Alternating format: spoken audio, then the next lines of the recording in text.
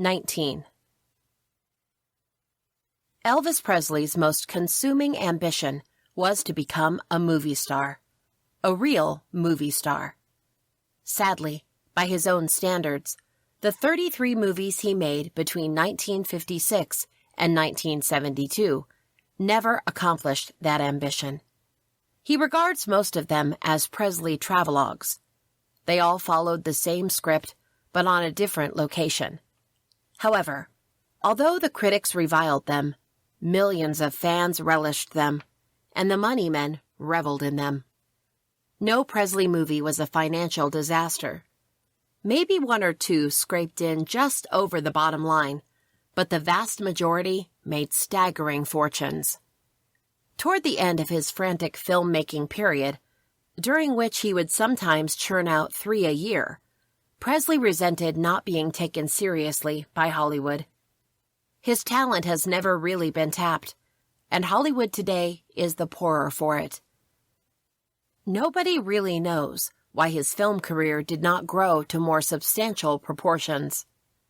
Some close to Presley felt that Colonel Tom Parker was reluctant to take any risks with Presley's image. Others feel that Hollywood just didn't think he could handle the heavier stuff. But if artistically the movies were a drag for Presley, they provided a launching pad for a lot of fun times for Presley and the Memphis Mafia. It was G.I. Blues, the first movie after his return from the service, that sparked the beginning of the Memphis Mafia as an entity. It was April 1960. Presley had just returned from the Fontainebleau Hotel, where the Colonel had pulled off a staggering fee for him to appear on the Timex special, produced by and starring Frank Sinatra. Johnny West remembers. He got $125,000 to sing 2.5 songs. He sang Fame and Fortune and Stuck on You, and then his half a song was when he harmonized a number with Sinatra. That money was the most that anyone had ever paid for 2.5 songs. Whether by design or accident, the Klan had started to gather in Memphis that month. Diamond Joe Esposito, the Chicago-born recruit Presley met in the Army, was there. Presley put him on the payroll at $65 a week to be his foreman.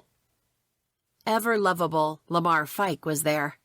He had been put on the payroll at $35 a week.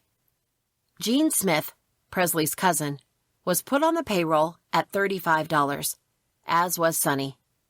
They were to join Colonel Tom Parker, Parker's assistant, Tom Diskin, and Freddie Bienstock, a producer for Hill and Range, on a special club car, hired for $2,500 that would take them to Hollywood. Red West was already there, working with Nick Adams on The Rebel. He was to work on location in G.I. Blues as stand-in and stuntman. A huge crowd of well-wishers gathered at the Memphis station to bid farewell. Among them was Charlie Hodge, the rhythm guitarist, whom Presley had met on the boat to Germany. Sonny remembers that Charlie Hodge looked forlorn. He had got very close to Presley, and this seemed like the last goodbye. Charlie was standing on the platform, and we were already on the back of the train, says Sonny. He looked downcast and sad. Just before the train pulled out, it was evident to everybody that we were leaving Charlie behind. Presley looked at Charlie and said, "Charlie, you son of a gun, what are you doing there? You want to come with us?" Charlie replied in surprise, "What do you mean? I don't even have anything with me, no luggage, nothing." Presley laughed and said, "Come on, get your ass on here. We'll get your stuff shipped out there. Get on board." Charlie's face lit up, and he jumped on board. The gang was complete. Everybody hugged everybody. In the years to come, others would join the group. Jerry Schilling, Alan Fortas, Cliff Gleaves, Richard Davis, Dick Grob, Marty Lacker. All of them at one time or another would have their flare-ups with Presley. Some would leave, only to cool down and once again return to the fold. But on that April day in 1960, the charter members of the Memphis Mafia came together. Sonny recalls fondly, "I guess you could say we were a bunch of hicks. I had a crew cut, and I had a tooth missing, which got knocked out in a fight. I was a toothless, crew-cut son of a bitch. There was a great warmth between us. No pettiness. Just a bunch of young guys setting out for some excitement and going to conquer the world. It was fantastic. And the guy who was most fantastic was Elvis. I had quit my job in Memphis at the Ace Appliance store, and I had traded my jeans and t-shirt uniform for some suits and shirts and ties that Elvis had given me. Man, we thought we were something." The colonel had wired ahead to all of the towns that the train was going to stop in. At each stop, the crowds were gigantic, frenzied. Presley would go to the platform at the back of the train and sign autographs while the colonel dispensed pictures and Presley memorabilia. The fans grabbed at Presley's shoes, his legs, clutched his hands, tried to tear at his clothes, and pledged undying loyalty. The colonel knew it would be good for Elvis to get back with the fans around him. Elvis loved it. He was being loved all over again. The 2 years away hadn't made anyone forget him. They loved him more. He had to take all the rings off his fingers, or the fans would have ripped his hands off. That was a great ride, says Sonny. To Sonny West and the rest of the guys, Hollywood was all it was cracked up to be. When we arrived, says Sonny, it was all a bit of a dream. I remember we stayed at the Beverly Wilshire, and in the lobby there was this shop. Myself and Jean went down there, and do you know, they had a hairbrush selling for $500? When I first saw it, I honestly thought the shop was selling for $500, and God almighty, when I realized they were selling the brush for that price, I nearly died. I asked the lady about it, and when she said that was the right price, I thought it must have belonged to Errol Flynn or some famous movie star. We really played the part. We would all dress in these dark suits, and we would drive Elvis's maroon Cadillac convertible.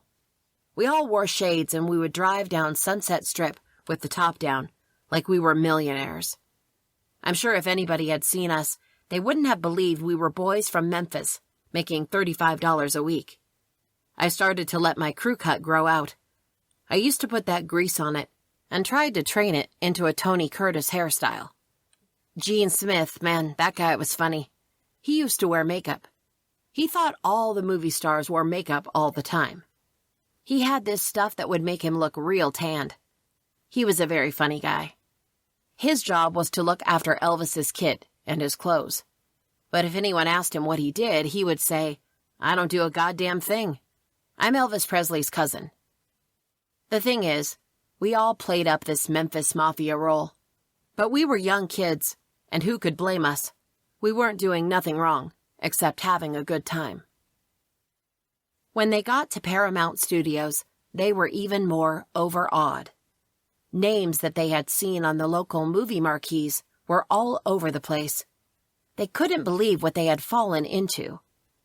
Norman Tarog, the man behind the scenes in a lot of Presley movies, won the respect, admiration, and friendship of all the Memphis Mafia. Among all the movie people who came in contact with the Memphis boys, Tarog seemed to have a special understanding of them, their pranks, and their dedication to Presley. When Presley and the boys first met Juliette Prowse, who starred opposite Presley in GI Blues, she seemed to put them at arm's length. She was a very cool lady, recalls Red. She had that English-type accent, and at first we all thought she was a bit standoffish. Actually, she was a pretty nice chick. But I guess at first, when she saw all these wild men from Memphis, she probably thought, "What the hell is this all about?" Anyway, Elvis started to break down this coolness with his professional country boy charm. Real polite, real sincere. But, says Sonny, we weren't too convinced about his sincerity when we heard him discuss the situation later. At the time, Juliette, a sensational-looking dancer from South Africa, was going with Frank Sinatra. Many gossip columnists tipped that she would be his next wife. As pranking material, This was too much of a good thing for the boys to pass up. During breaks in shooting, Presley would always take Juliet into his dressing room. Maybe he was showing her his karate chops, muses Red, and most of the boys would hang around outside. Red West would take the opportunity to bang on the door and yell, "Hey, Elvis, quick, here comes Frank. He's on the set." At first, Presley would open the door and peek outside to see if this was true. At noon one day, the inevitable happened. Sure enough, weaving his way elegantly through the lights, cameras, and wires, came Frank Sinatra. As usual, he looked as if he had just stepped out of a tailor shop. He wore a flat-top Panama hat with a colored bandana around it, and he was heading toward the dressing room. Red nearly swallowed his Adam's apple. "Hey, Elvis, here comes Frank. I mean it, man. He's on the set." He banged on the door, but the only response he got from Presley was, "Ah, Red, fuck you." Sonny remembers Sinatra as being very dapper and very cool. He walked directly to the dressing room. The Memphis boys held their breath. Sinatra knocked quietly on the door, and Presley emerged, just as cool. Sinatra stepped into the dressing room and remained there for about 10 minutes, presumably passing the time of day. Afterwards, recalls Sonny, Elvis laughed about it. He said, "Goddamn, man, the one time you guys banged on the door and there he was. It was Frank Sinatra." For some time during the filming, and for a time afterwards, Presley dated Juliet Prowse. Nothing came of the wedding to Frank Sinatra. The boys remember that Elvis was dating Tuesday Weld at the same time. He was beginning to get the hang of how they did things in Hollywood. The Memphis Mafia, although some of the press described them as gophers or hangers-on, all had jobs to perform when they were around Presley. Joe Esposito was extremely efficient as a foreman, particularly on movies, where he would organize all the schedules, call sheets, and the scripting for Presley. Red would often help out with the music. He and Sonny worked stunts and did stand-ins. Gene Smith looked after Presley's wardrobe as if it were his own. Lamar Fike would involve himself in transport, and Charlie Hodge would help out at odd jobs and on the music. During GI Blues, Sonny's main task was to work as Presley's karate dummy. He really started getting into it, and he would like to show off this new art. I would act as the fall guy. That meant I would do the falling for his blows, and that meant anywhere. In a hotel room, dressing room, wooden floor, or concrete floor. Man, there were days I ached. But I got to admit it was fun. Karate, in those days, was a mystery art to the Memphis boys. Red and Sonny remember that Presley was in perfect physical condition. Sonny relates, "Hell yes, man, he was doing it right. Beautiful condition. And man, he was as handsome as you could imagine." Presley did a little karate in the fight scenes, Red remembers, and he was very impressive, which was certainly attributable to his fitness, although he wasn't slowed down any by the pills that he and the boys were popping. Soon after GI Blues, Presley swung into Flaming Star, in which he played a half-breed Indian, caught between the white settlers and the Kiowas, in a bloody Indian uprising. Presley was like a one-man army, knocking people unconscious, shooting others, and stabbing the rest. One of the Indians he stabbed was played by Red West. Hollywood was beginning to get an idea of what it was going to be like on a Presley movie. He might not win an Oscar, but he was going to have fun. "Hell, man," says Red, "we were into everything. We were doing karate demonstrations all over the studio, throwing each other around, busting boards with our hands, partying at night in the house he rented on Perugia Way. He was screwing himself silly, and when we weren't horseplaying on set, we were playing football in a little park at Beverly Glen."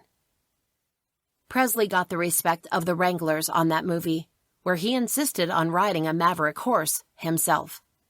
If producer Weisbart had developed an ulcer, it would have been understandable. Elvis's chances of injury were increased still further by the half-dozen games of football he played on the weekends.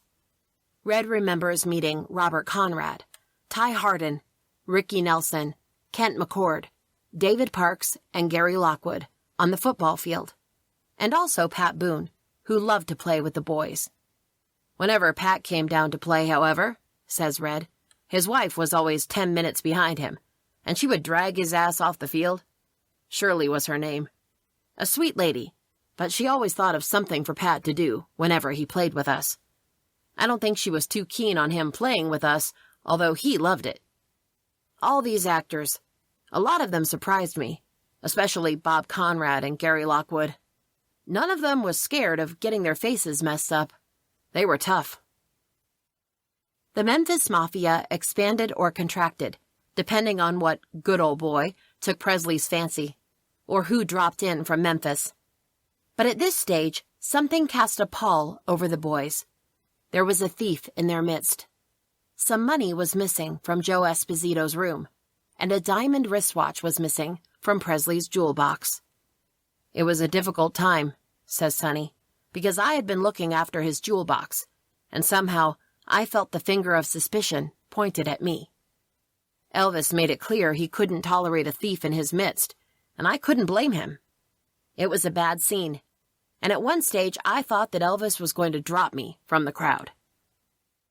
Through an ingenious idea of the Colonel's, the thief was discovered, and Sonny was relieved of any suspicion. Meanwhile, thieves notwithstanding, the money was piling up in Presley's bank account. The G.I. Blues album was a million seller, and the singles from it broke all sales records. But before Presley, or the Colonel for that matter, had time to count their money, Presley was back before the cameras for his third movie in 1960, Wild in the Country. Glenn Tyler, played by Presley, gets into a fight with his drunken brother. The brother was Red West. And once again, he knocks me on my ass, says Red with a laugh. I ended up on my back in most of Elvis's movies. Can't remember when I did win a fight. Presley sang Lonely Man. I slipped, I stumbled, I fell, Wild in the Country, and In My Way. Red West got knocked in his backside, Sonny West played a small part in the movie, and Presley and the Colonel made another fortune from the record releases as well as the movie fee.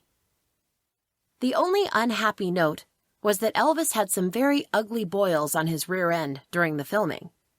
The movie was shot in the Napa wine-growing district, and Presley broke habit and got drunk twice. Once to ease the pain of the boils, and another time when he had to play a tipsy scene with Tuesday Weld. Both thought they would sacrifice a little sobriety for the sake of making the scene more realistic. Hope Lange had heard that Presley was suffering, and she appeared at his motel room one day. Sonny recalls that Presley was lying naked on his stomach, with hot washcloths on his rear end and a sheet covering him.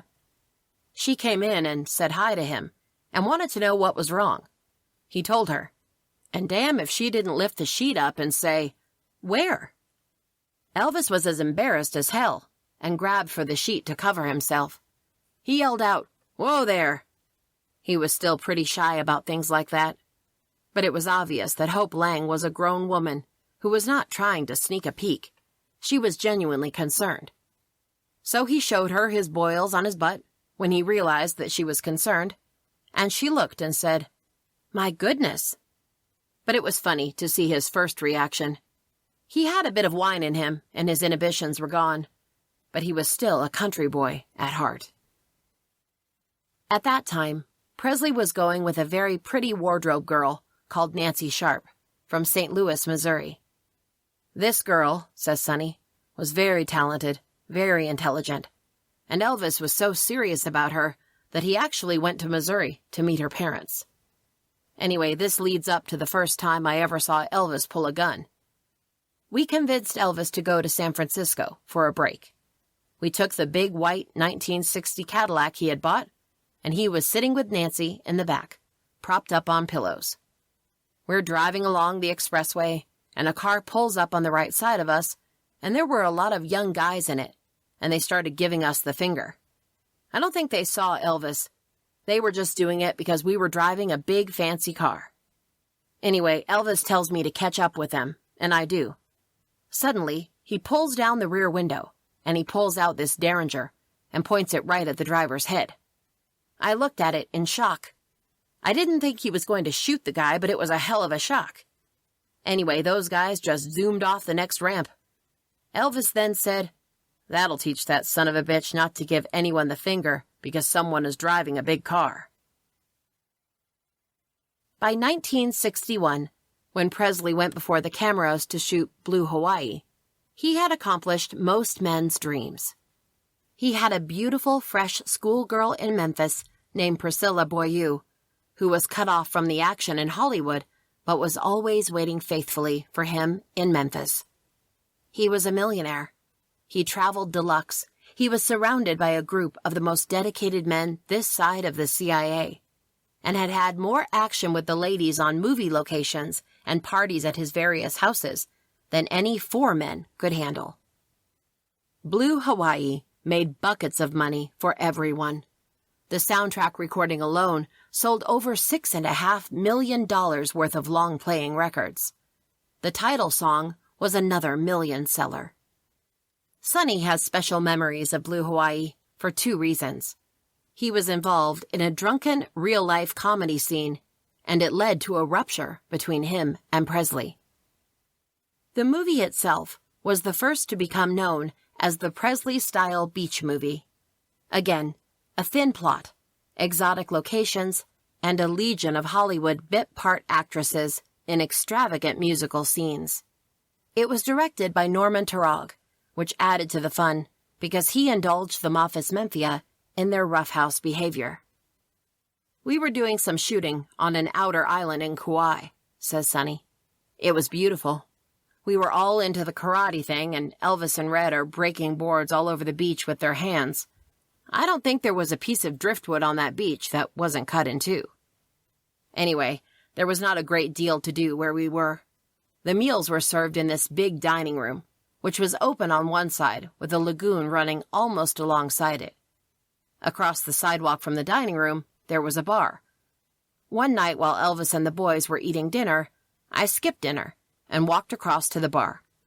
I started talking to a couple of girls, trying to promote them with my best country boy act. In the end, all I did was succeed in getting pretty drunk on too many Mai Tais. Man, they were dynamite. Anyway, I walked the girls back to their room and was walking back to the dining room bar complex when I saw something that really grabbed me. There was this pretty little bridge across the lagoon. Now, the bridge faced the open dining room. On this bridge, there was a very attractive man and woman, and they were singing the Hawaiian wedding song. Well, this just grabbed me, man. Just 2 lovers singing this song on a bridge in the middle of this beautiful island. I thought that was fantastic. So I walked up the bridge and I put my arms around both their shoulders, wanting to be a part of this wonderful scene. I sang along with them, and they were beautiful singers. Now, as a singer, I'm a good football player. I can't sing worth a damn, but they went along with it. And I'm just singing along in this beautiful scene. What Sonny didn't know, was not capable of knowing because of his overconsumption of Mai Tais, was that the couple singing on the bridge were part of the floor show, entertaining the diners. Oblivious to the screams of laughter from the diners, Sonny just kept on singing. Presley and all the boys were in stitches, realizing that he had crashed the floor show unwittingly. "I didn't remember too much about it," says Sonny. "I do remember that a lot of people came out laughing at me, and this one woman who stormed up to me, mad as hell, and said, 'Young man, you have ruined my 50th wedding anniversary.'" Despite Presley's amusement at the scene, he told Joe Esposito and Red West to keep Sonny away from his table. He didn't want anybody to know that the Memphis minstrel was a member of his party. Red, under orders, gently took Sonny, singing merrily, to his bed. The next day, according to Sonny, the freeze set in from Presley. He gave me the cold shoulder, and he is telling all the crew what I had done as if it was a big crime instead of something that was quite amusing. I started to think that he was a pretty phony bastard. On one hand, he is laughing his head off, and on the other, he gives me the freeze. He was on my ass for the rest of the movie, and sort of kept me at a distance. The culmination came when the boys all got back to the mainland, at Presley's house on Perugia Way, the one that had been owned by the Shah of Iran. One night we are up at the house, says Sonny, and there is Tuesday Weld up there and this girlfriend of hers called Kay. Well, Elvis was going with Tuesday, so I started to try to promote this Kay, a nice-looking girl. We had all been drinking a bit, so had Elvis. Alan Fortis was up at the house, and so was Gene Smith. Tuesday and Elvis are on the couch, and I am talking to this girl, Kay. Elvis leans over and kisses her and says, "You're really cute." Well, I knew that was the end of me trying to score with this chick, because whatever Elvis wants in the way of women, he gets, no matter if you're trying to score. He has Tuesday there, and he wants this girl too. Later on, he comes over and really plants a kiss on her. So I go over to the corner of the room and start talking to Gene. I said something like, "If you had your choice, Gene, which girl would you go for?" And he says, "Tuesday, man. She's beautiful." And she was, really pretty. Presley couldn't hear what Sonny said, but for some reason, he got it into his head that Sonny was talking disparagingly about him. He stopped kissing and cuddling the girl and said, "What did you say, Sonny?" Sonny was mystified. He didn't know what Elvis was talking about. Again. "God damn it, you said something about me, and I want to know what it was." Sonny flushed with embarrassment. He didn't know what to say.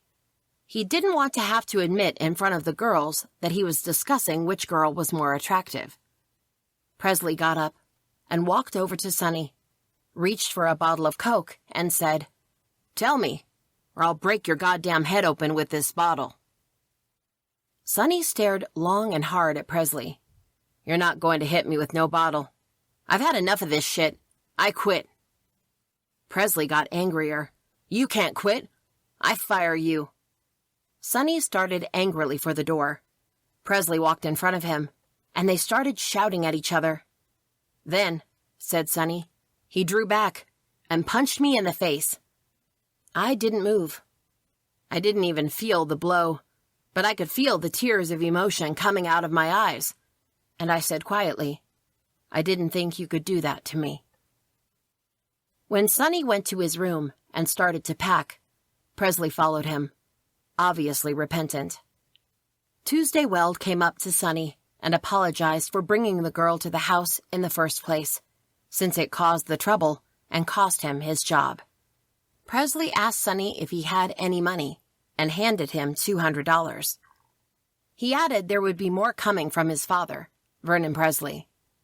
Now Presley seemed to have regretted what he had done, but it wasn't in him to apologize. He wanted to know where Sonny was going to live and what he was going to do. Sonny now feels that Presley didn't want him to go. He knew he had been in the wrong, victim of an insane temper made worse by booze. But Sonny was firm. "I told you, I quit, and I'm getting out." Presley followed Sonny to his car with his luggage. It was a scene that was to typify Presley's behavior over the years. A blind rage, then striking out at someone he loves, followed immediately by regret. But there was never a word of apology. Perhaps he felt his apology came in the form of exotic gifts, and, of course, there were many of those. 2 weeks later, the studio shooting for Blue Hawaii was being finished, and Sonny went over to the set at Paramount. The guards didn't know that he was no longer working for Presley, and they waved him through. As was the custom when Presley put someone in cold storage, the rest of the boys followed suit. They were cool to him. I know about it because I must admit that when one of the other guys had a flare-up with Elvis, I did the same thing. If you're on the outer with Elvis, then everybody puts you on the outer. Elvis came off the set and sort of slowed down when he came up to me. He gave me a big hello, and Sonny replied, "Hi, boss. How you doing?" Presley motioned to Sonny to come into his portable dressing room. Joe Esposito was there, and Presley asked Joe for them to be left alone. Presley looked at Sonny in the dressing room mirror and started to laugh. "Sonny, you son of a bitch." Sonny started to laugh too. "Me, a son of a bitch?" he said. "It wouldn't have happened if you hadn't been drinking." They both broke up laughing. Presley gave Sonny the opening to ask for his job back, but Sonny didn't bite. "What do you want to do, Sonny?" Sonny replied, "Well, I was thinking of hanging around and trying to get some work in the movies, but I know it's pretty hard." Presley just said, "All right, okay." The next thing Sonny knew was that Presley had got him in the Screen Extras Guild. There was a long list of people trying to get in the union, but Elvis, being who he was, just fixed it straight away. He went out of his way to do a favor for me, even though we had our flare-up. He didn't say he was sorry, but that was his way of apologizing, I guess. Sonny stayed in Hollywood, doing odd work on the movies, while Presley and the Memphis Mafia, including Red West, took off for Florida to do the 1962 release, Follow That Dream. It pretty much followed the same pattern, says Red. Priscilla was in Memphis, Elvis dated his leading lady, and I, as usual, ended up in the movie getting knocked on my ass. With the shooting of Kid Galahad that same year, Sonny returned to the Memphis Mafia, a full member, in good standing. He acted as Presley's karate dummy during the filming in Palm Springs. Red did some scenes in the boxing ring with Presley and took the usual falls. He also got a damaged eye when Presley poked a thumb in his face during one scene. It was the first time that Sonny and Red had met Charles Bronson, whom they both liked, both for his quiet dignity and for the masterly performance he gave. But, recalls Sonny, Elvis just didn't go for him. Oddly enough, the rift between them was caused by Presley's incessant desire to impress everyone with his karate. Today, Bronson is an accomplished karate expert, but the boys remember that in those days, he wasn't too impressed with Presley's physical performances between takes. Sonny recalls, he was a very quiet kind of guy, a loner, and he just didn't think Elvis was that big a deal. Elvis hated this, and he was always putting him down. He used to call him a muscle-bound smart aleck and a muscle-bound ape. Just never stopped putting him down, although I never heard Bronson knock Elvis. Watching the movie, however, one would suspect there was a tremendous rapport between the two, which the West Boys attribute to Bronson's sterling professionalism. Both Sonny and Red took a shine to Gig Young, too. Red relates, he was a funny dude. He was married to Elizabeth Montgomery at the time, and she was a real looker. Gig had a great sense of humor, just dry as a twig, very funny. I remember one time when Gig was having a few drinks, and Elvis came up to him as he was looking at Elizabeth dancing in the hotel. Elvis said, "Man, I have a new Rolls Royce. I'll trade you for her." Gig smiled quietly, looked up from his drink and said, "Not bad. The Rolls Royce is a newer model." When things got quiet on the set, comic relief was provided by the latter-day P.T. Barnum, Colonel Tom Parker. Sonny recalls, he had a thing where he would hypnotize me and get me to do crazy things. Now, I wasn't in a trance, and I knew what I was doing, but I did them just the same. Some really nutty things that always had people in stitches. I would just do whatever he told me. I was hypnotized. Now, there was this director, Phil Carlson, who was very accomplished. He was directing Kid Galahad, and the Colonel just hypnotized me in front of the crew to go up and start abusing Carlson. I was an extra on the movie, and what do extras know about directing? Well, under the Colonel's hypnosis, I knew a lot about directing. I went straight up to Mr. Carlson and started ranting and raving to him that this was the worst picture I had ever been associated with, that he was an incompetent director, and the whole production was a disgrace. Well, Mr. Carlson looks at me long and hard. He hardly knew me, and here I am telling him he doesn't know what he is doing. He is looking at me like I've gone mad. His first assistant turns to the colonel and says, "Hey, who is this guy? Who in the hell does he think he is?" Well, the crew, the colonel and Elvis, are dying laughing. Then the colonel snaps me out of my hypnosis, and I go about my work as quiet and polite as could be. Mr. Carlson really thought he had a nutcase on his hands until he learned about the power of the colonel's hypnosis. Sonny and Red recall that the colonel would often do mass hypnosis on the Memphis Mafia. He would make us get down on all fours and tell us that we were dogs, and he would have us barking and yelping like dogs and snapping at each other. The people who saw this performance were convinced all the Memphis boys were insane. Then, on a command, he would tell us to attack one dog, and that dog would be Lamar, and we would be all over him, biting and yelping. I know it sounds kind of nutty, but it was lots of crazy fun. That colonel could be a very funny dude. True to form, Presley dated his leading lady, Joan Blackman. Priscilla remained in Memphis, and Red assumed his usual position in Elvis's movies, on his back. The soundtrack included the smash hits, King of the Whole Wide World, This Is Living, Home Is Where the Heart Is, and I Got Lucky. The money continued to roll in. As the money rolled in, however, so did the boredom. By 1962, Presley had made 6 movies in 2 years. Most of Hollywood's golden talent had not made that many in 10 years. And it had become evident to Presley that he would never realize his ambition to become a true actor, in the real sense of the word. Around this time, after just shooting a scene, Presley was heard saying, "I must read the script one day." Both Sonny and Red point out that Presley, like most talents, always needed a challenge. Red recalls, "He would always say to me, 'Why in the hell do they keep on giving me lousy scripts?' He would complain and complain, but the scripts never got better. The money got better, but the scripts didn't. The point is that I know how talented the man can be when he has a challenge. In the early days of his recording, he would cut an album in 2 nights, and that may be 12 or 14 songs. He was fantastic. He really knew his stuff.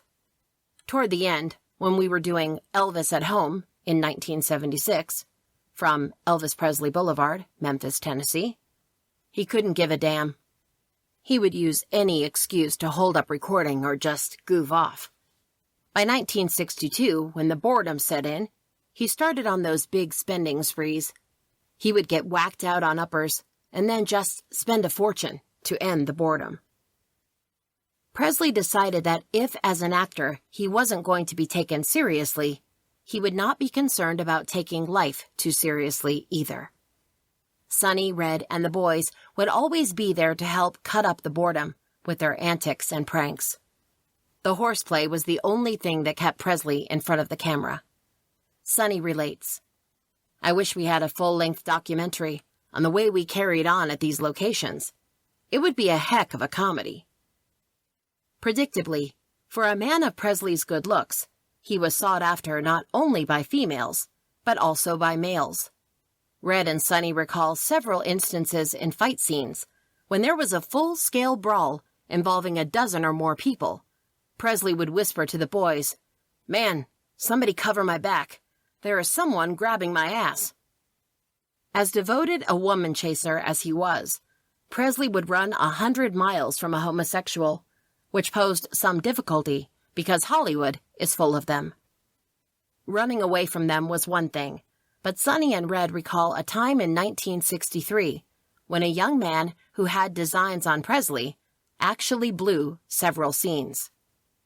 Presley was making fun in Acapulco, but he didn't go to Acapulco on location because of a Mexican newspaper story that wrongly quoted him as saying disparaging things about the Mexicans. To send him there was considered unsafe. In a scene shot in Hollywood, on the Paramount lot, Presley emerges triumphantly from the sea. There were, Red says, about 6 guys carrying him aloft on their shoulders in a sort of victory march. Now the cameras are rolling, and every time the scene is halfway through, Elvis blows it because he is wiggling around.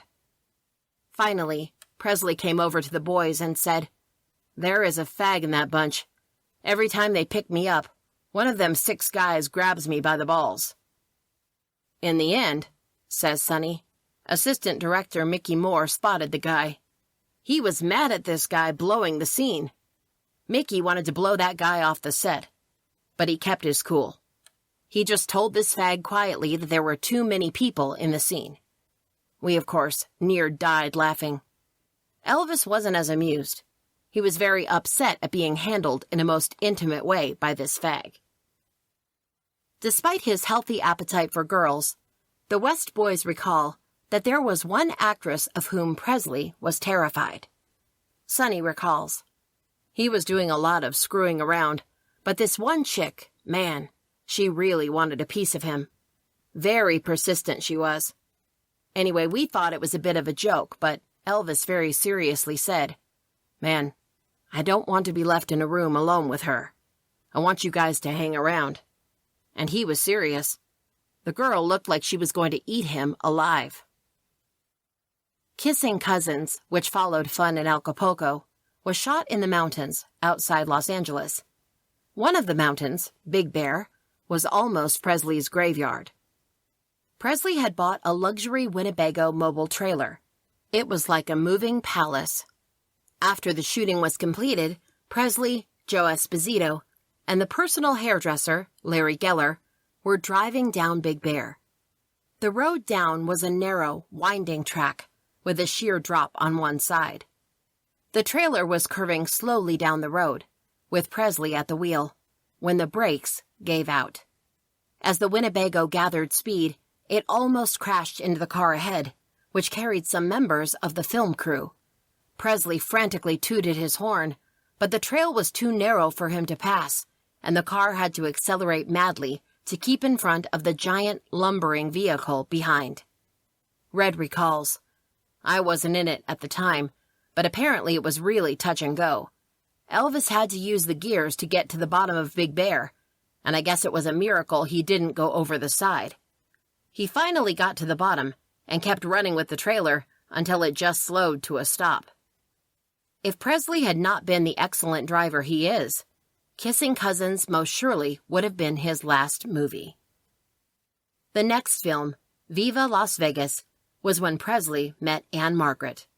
It wasn't long before he was seen in public many times with her, and the gossip columns churned out a raft of stories that Anne Margaret might be the next Mrs. Presley. Undoubtedly, there was a special warmth between the two, and the West boys remember that she was always at the Presley house on Perugia Way in Hollywood. "She was a fantastic chick," says Sonny. "Pretty, but also very easygoing. She got on great with the guys, and Elvis really dug her." The gossip columns did very little to make Presley's life any easier with Priscilla Beaulieu, who was still closeted away in Memphis. Despite Presley's obvious attraction to Anne Margaret, she was also the object of his professional jealousy. A member of the direction staff, a man who had worked with Anne Margaret in a previous movie and who dated her, was very much in love with her. He had a lot to do with the photography, and Sonny recalls that he was so smitten by Anne Margaret that he virtually cut Presley out of the camera angles. He was shooting over Elvis's shoulder and getting close-ups of Anne Margaret. Now, Anne Margaret had nothing to do with it. It wasn't her fault, says Sonny. It's just that he was favoring her so much with the camera angles. He was trying to do anything to get her to like him.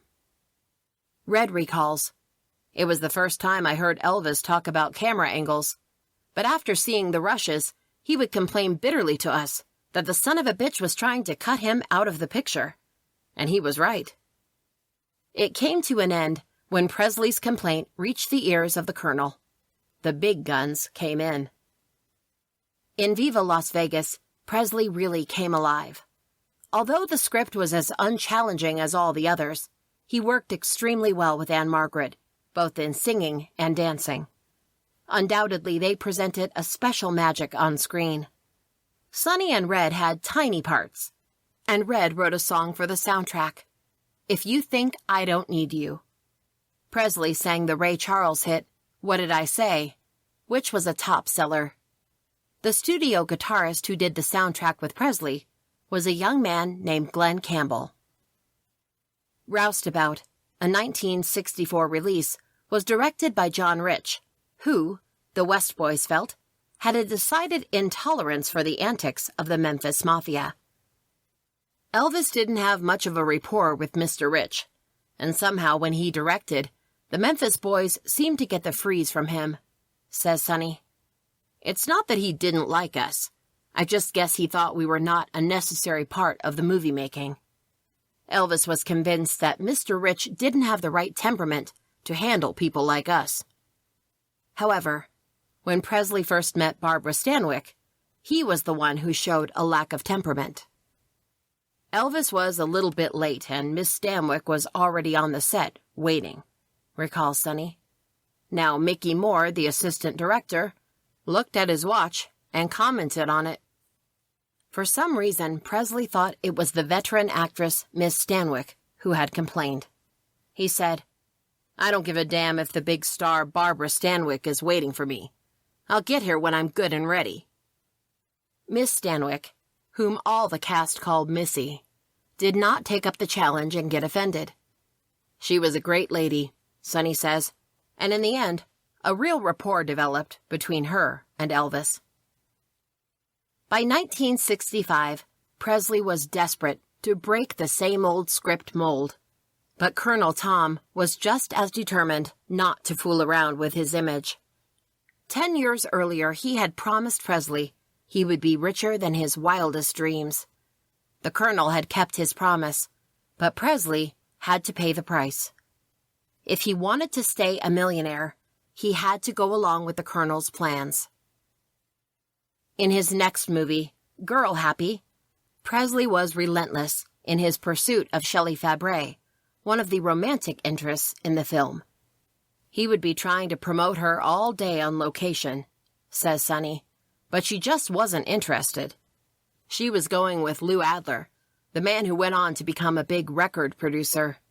It was a blow to Elvis's ego that he couldn't get to her, but she was very faithful.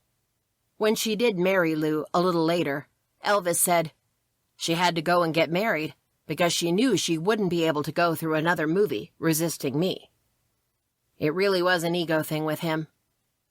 Presley consoled himself for his failure to get Miss Fabares to go out with him by dating Mary Ann Mobley. Next came Tickle Me.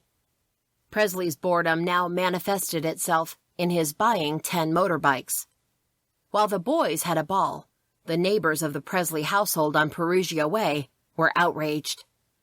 The Memphis Mafia was one thing, but the Memphis Mafia as Hell's Angels was another. Presley took his motorbike affair seriously and dressed accordingly, decked out a la Marlon Brando, complete with black leather, sunglasses, and yachting cap. The film had hardly cleared the cutting room when Presley was doing Harum Scarum, in which he played a Rudolph Valentino-style movie star caught up in exotic Middle Eastern intrigue. Although his physical features bear little resemblance to the great Valentino, his manner and dash on screen capture all the excitement of a truly enchanting heartthrob. Red felt that in some scenes, despite corny scripting, Presley really excelled himself. He proved to me beyond any doubt that he had that certain presence that could bring out emotions in the audience. Presley was causing plenty of emotion in his off-screen life as well. Priscilla Beaulieu had tired of her role as the captive princess of Graceland and was coming to Hollywood more and more and visiting the sites of Presley's movies, which made the star very uneasy. By the end of 1965, she had given notice to Presley that she was not going to spend the rest of her life imprisoned in a Memphis palace. she had moved into the Presley Hollywood headquarters, which were now at Rocca Place in Bel Air. The boys were witness to the Presley-Priscilla struggle of wills.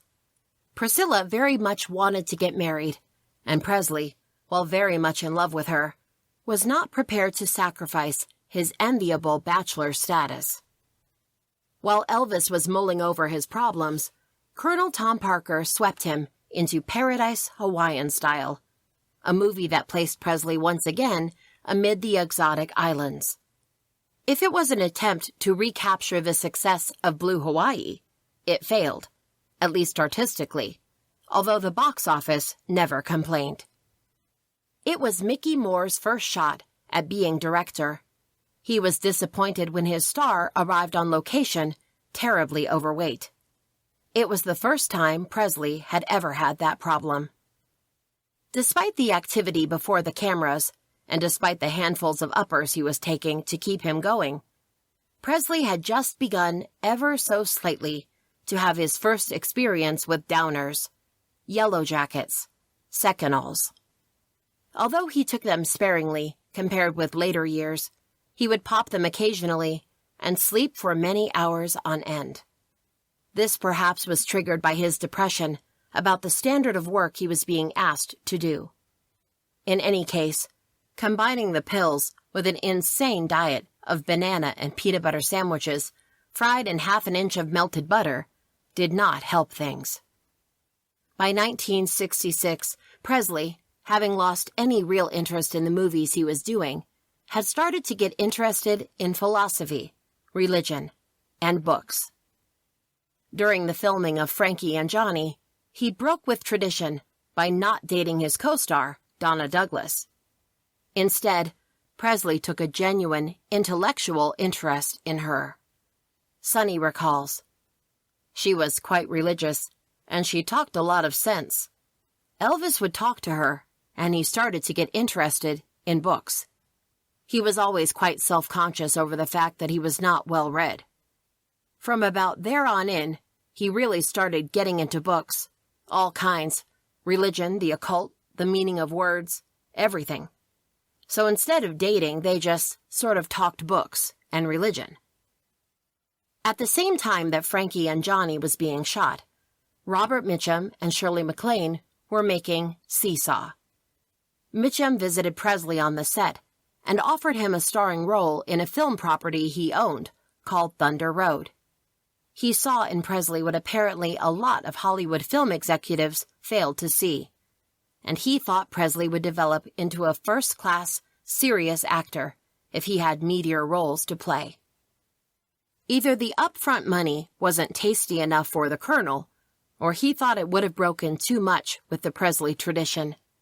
In any case, Presley passed up the chance. The movie was a big success. In Easy Come, Easy Go, Presley hit back at director John Rich. Sonny recalls the confrontation.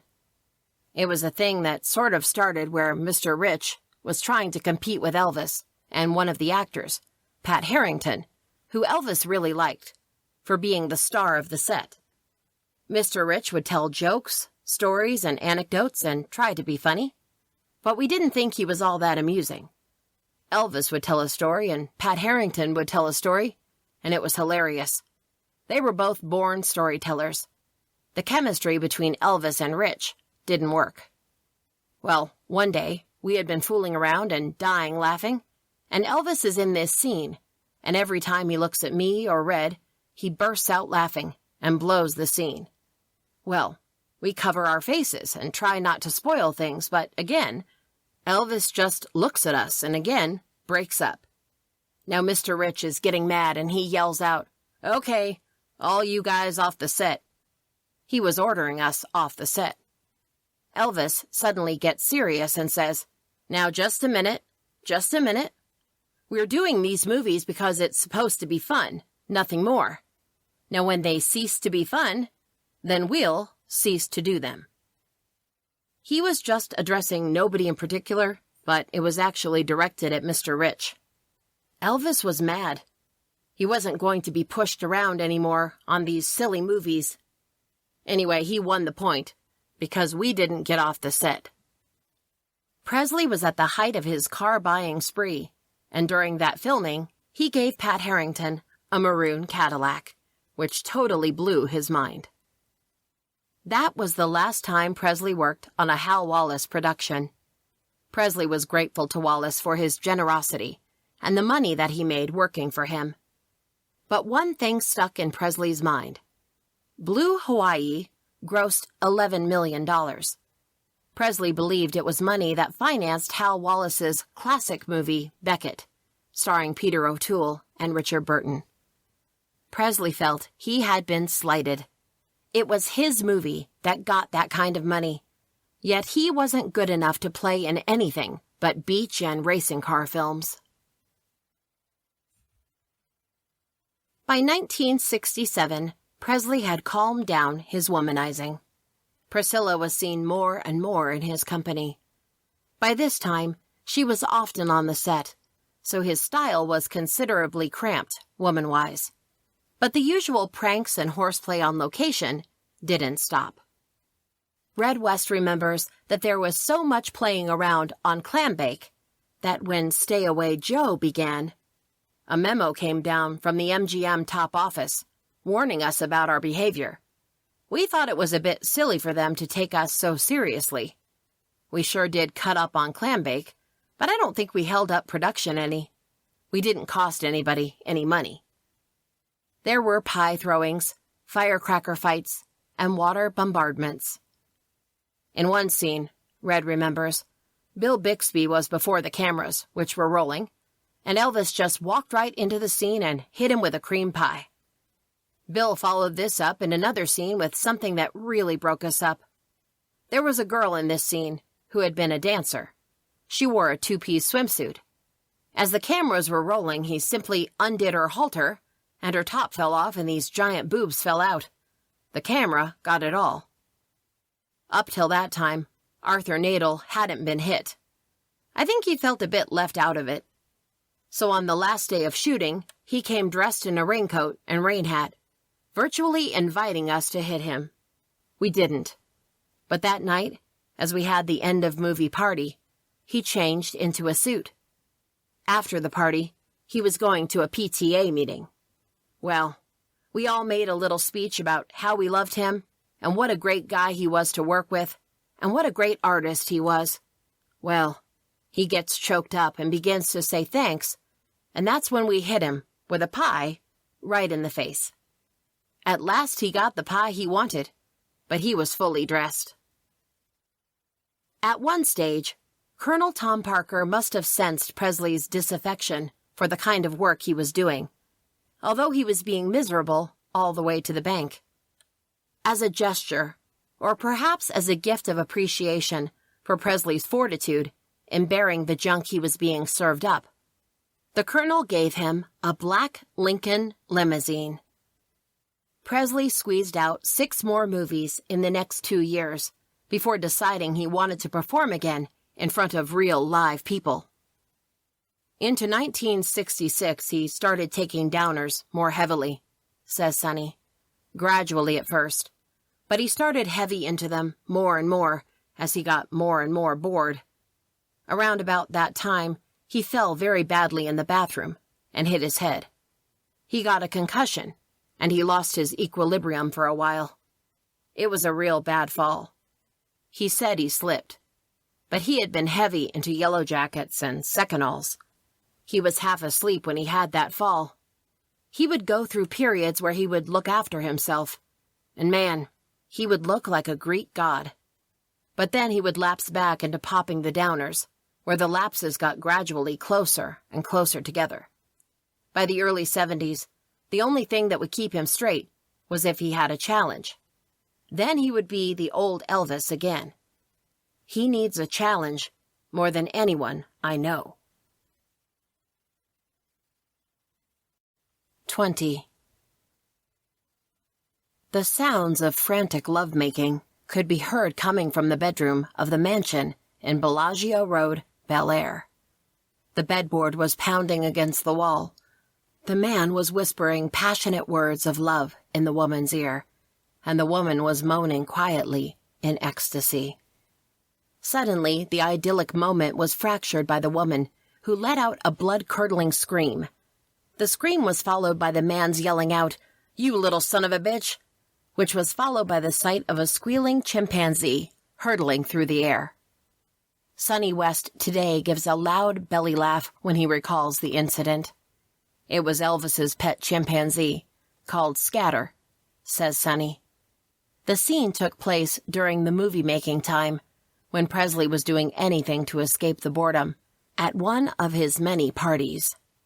One of the Memphis Mafia had let a pretty, young, and well-known songwriter into the bedroom, used by Alan Fortas. Presley was quick to pick up on the opportunity for a prank. Sonny and Alan were dispatched upstairs to follow the couple with Scatter the chimp. Scatter was led through the doorway, where this couple were getting it on, recalls Sonny. They were too swept away in what they were doing to notice. Now old Scatter is very interested in watching two humans do what animals do. He started to get excited. He jumped on the bed and started leaping up and down, screaming, "Woo, woo, woo!" That poor gal on the bed, she damn near died.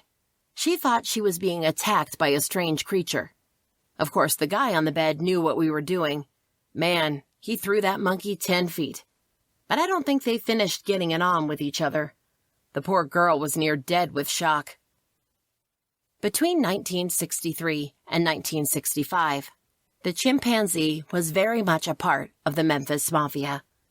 Presley had a strong affection for him. Scatter was originally on a Memphis television station owned by Captain Bill Killebrew.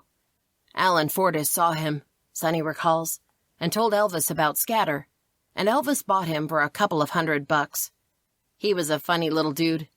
He learned how to dress himself, and we had these little suits and ties for him.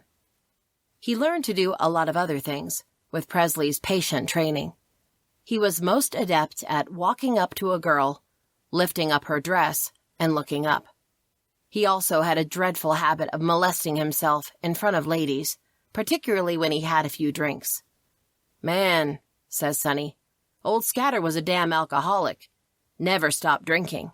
He would get drunk and start going crazy, doing flips all over the house and yelling like a madman." One day, when he had too much to drink, he completely ruined the entire telephone system in the house. It took the telephone repairman 3 days to fix it. Presley had another little prank, which never really endeared him to his more conservative neighbors. He would have Alan Fortas dress the chimp in his Sunday best, and then put him in the back seat of the Rolls-Royce while Alan drove it. A chauffeur-driven rock and roll singer was bad enough, but a chauffeur-driven monkey? Disgraceful. Scatter, like most of the members of the Bellagio Road household, liked women. He would chase them into the bathroom and try and get a peek at them, says Sonny. He would run after them and try to grab them. You would swear he was like some horny old guy, chasing a piece of ass. He also loved to wrestle with this pint-sized stripper, who used to come up to the house.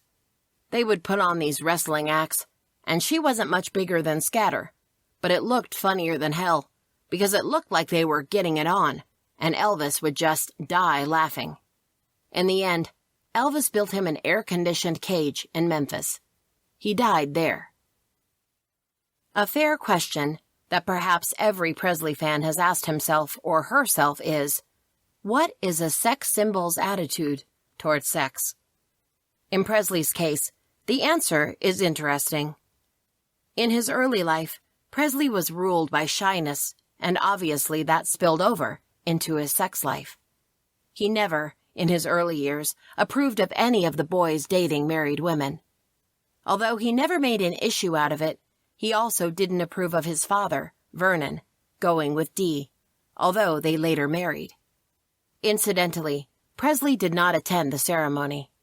But over the years, his earlier strict principles wore off. Sonny recalls, "After Elvis punched me for moving in on the girl I was trying to promote, I was always careful about the kind of girls I brought up to the house. I was always damn sure that before I brought any girl around, he already had a real good-looking one at his side, because he would move in on you." Red adds, I only used to bring ugly ones around before I got married, so he wouldn't pick up on them. In later years, he was so intent on trying to win any girl he came in contact with that he once gave Jerry Schilling a sleeping pill to knock him out while he took off with his girlfriend. We knew he did that, says Sonny, and we kept it from Jerry Schilling because Jerry at the time would have got mad and maybe done something physical with Elvis. When he broke up with the girl, he found out about it and was still mad. I remember him saying, "The son of a bitch, doing a thing like that to someone who was supposed to be his friend." There were other times that he even dated the wife of one of his relatives. By Memphis standards, perhaps, Presley had some pretty wild sexual ideas. But in fairness, comparing him with the jaded crowd in Hollywood and Las Vegas, he really did nothing outrageous. He is, however, according to Red West, an inveterate peeker. Most men are, says Red. Let's face it. We all like a little harmless turn-on now and then. When he took over the house on Perugia Way, he had 2 big mirrors installed. They weren't ordinary mirrors. They were one-way mirrors, where you could see from one side into a room, but the person couldn't see you looking in. We had one of the mirrors in a closet that looked into a bedroom. Now, whenever any guy was making out with a chick in this bedroom, Elvis and all of us would rush in and see the action. He took a lot of girls into that closet, and some of the names of the girls who used to be there digging the action would surprise you. We even had a gospel group up there, and although they were supposedly religious, it sure didn't stop them getting in there in the closet and taking in the action. There was another mirror in the dressing room of the pool house that he had installed, and he could watch the girls getting undressed when they were changing to go into the pool. Now, to be fair, even though he was the one who had it installed, all of us, all of the boys, there was none of us innocent, although you don't like to admit it. The house in Perugia Way, which had become the headquarters for Presley partying, was the scene of a bizarre LSD trip. It was the end of 1964, when the entertainment world in Hollywood started to hear about this weird, so-called creative drug.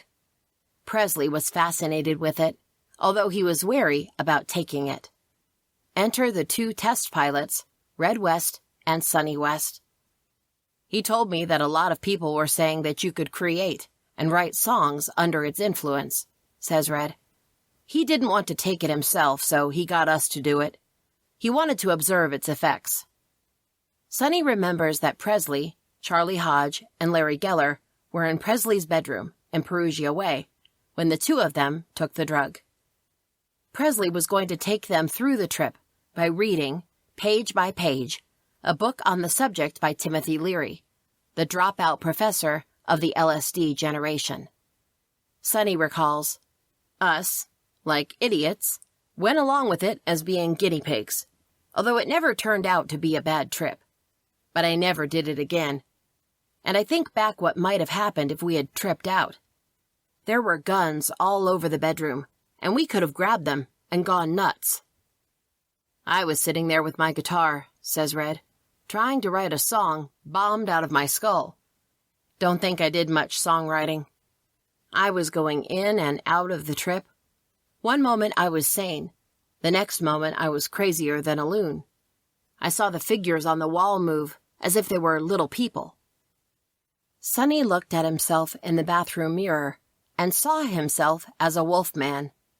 I looked at this son of a bitch in the mirror, looking back at me, and all I could see was this wolf, and I was going, woo, woo.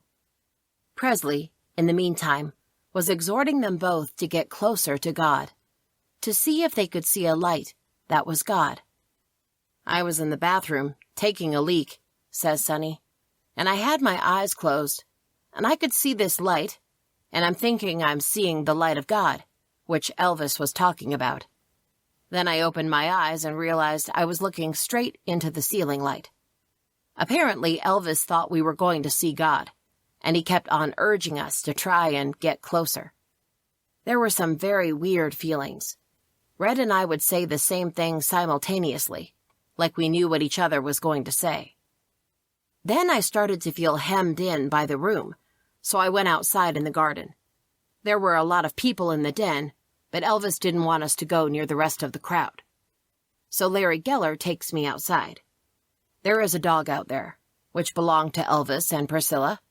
His name was Baba, and I started talking to him. He took one look at me, this big collie, and he leaped into the ivy patch. I leaped in after him, and I was rolling around in the ivy.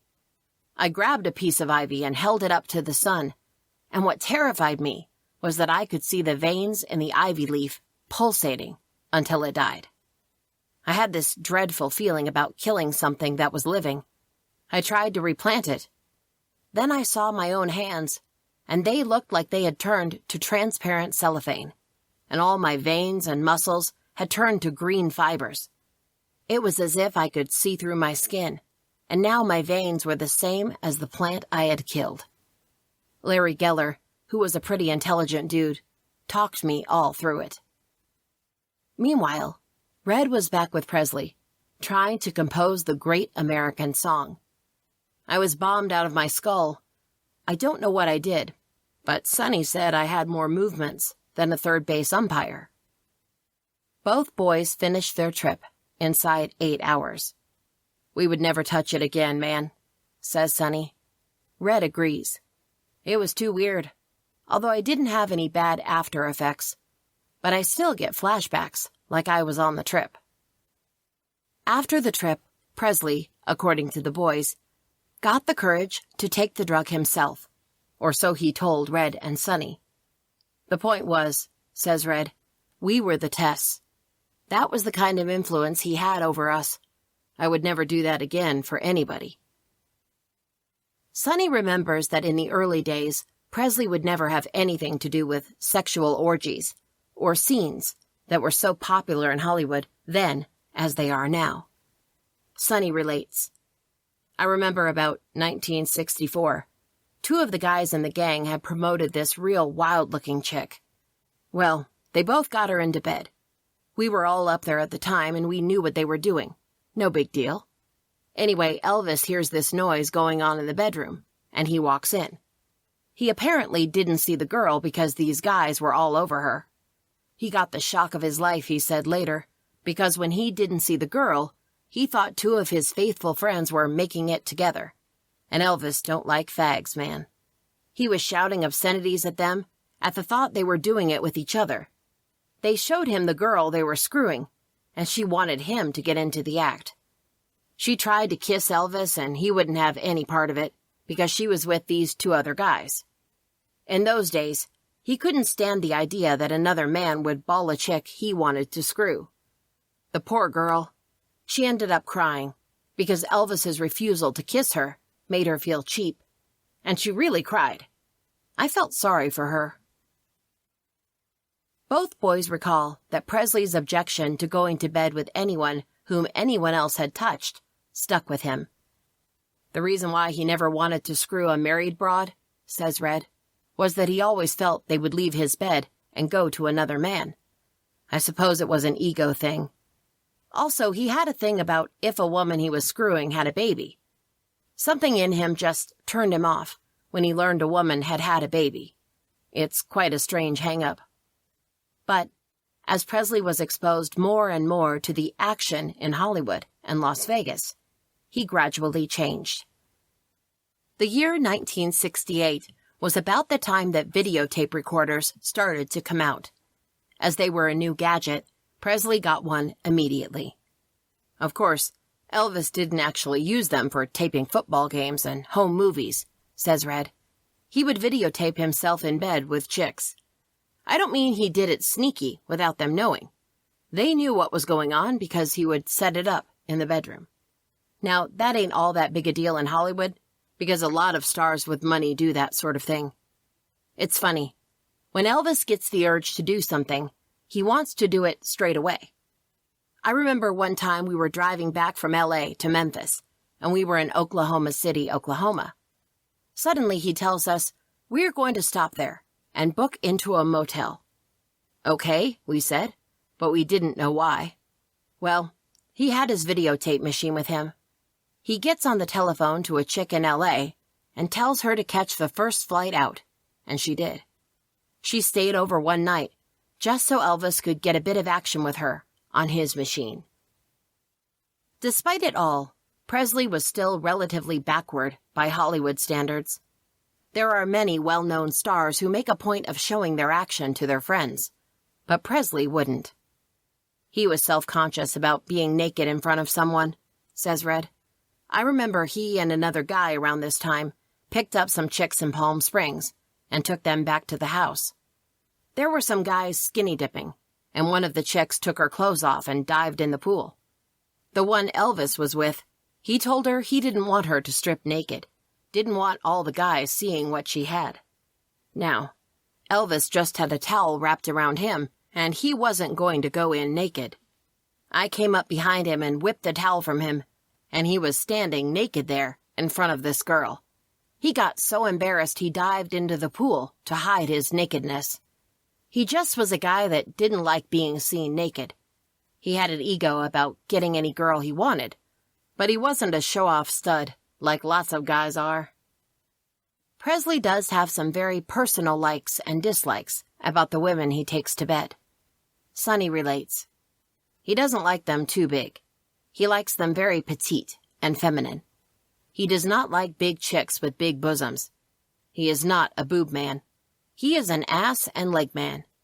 He likes them about 4'4", 4'5", and there is one thing that really turns him off, and that is chicks with big feet. He would tell us that he could be in bed with a chick, and he would roll over and see those big wide soles, and, oh man, he just couldn't get out of that bed fast enough. He really likes them feminine. Up until the time when he lost Priscilla, Presley would always boast that he would never pay money to get a girl. Red recalls, that was pretty much the truth. But after Priscilla left him, he just couldn't be without a girl. Not necessarily for sex, but he would have to have them. He would take up with one, and he would have another waiting in another room for him if the first one didn't work out. In the Hilton Hotel in Las Vegas, there were always men working at the hotel who would tip off Joe Esposito if there was any fresh talent around. If Joe thought they were sharp, says Red, he would introduce himself to them, and then introduce them to Elvis. There were times when there were 3 or 4 of them waiting for Elvis that had been tipped to Joe by some of the waiters, or head waiter, says Sonny. One of Presley's big kicks, according to the West Boys, was to hire 2 hookers to make it with each other. Once again, says Sonny, he didn't want any big dyke broads. They had to be pretty and feminine. Red relates, if he had a girl in his room, he would give her a sleeping pill and get the 2 broads in another part of the suite. He would get charged up watching this and make a dead run to his bedroom and make it with his girl. Gradually, Presley was more and more a mark for the girls who were takers.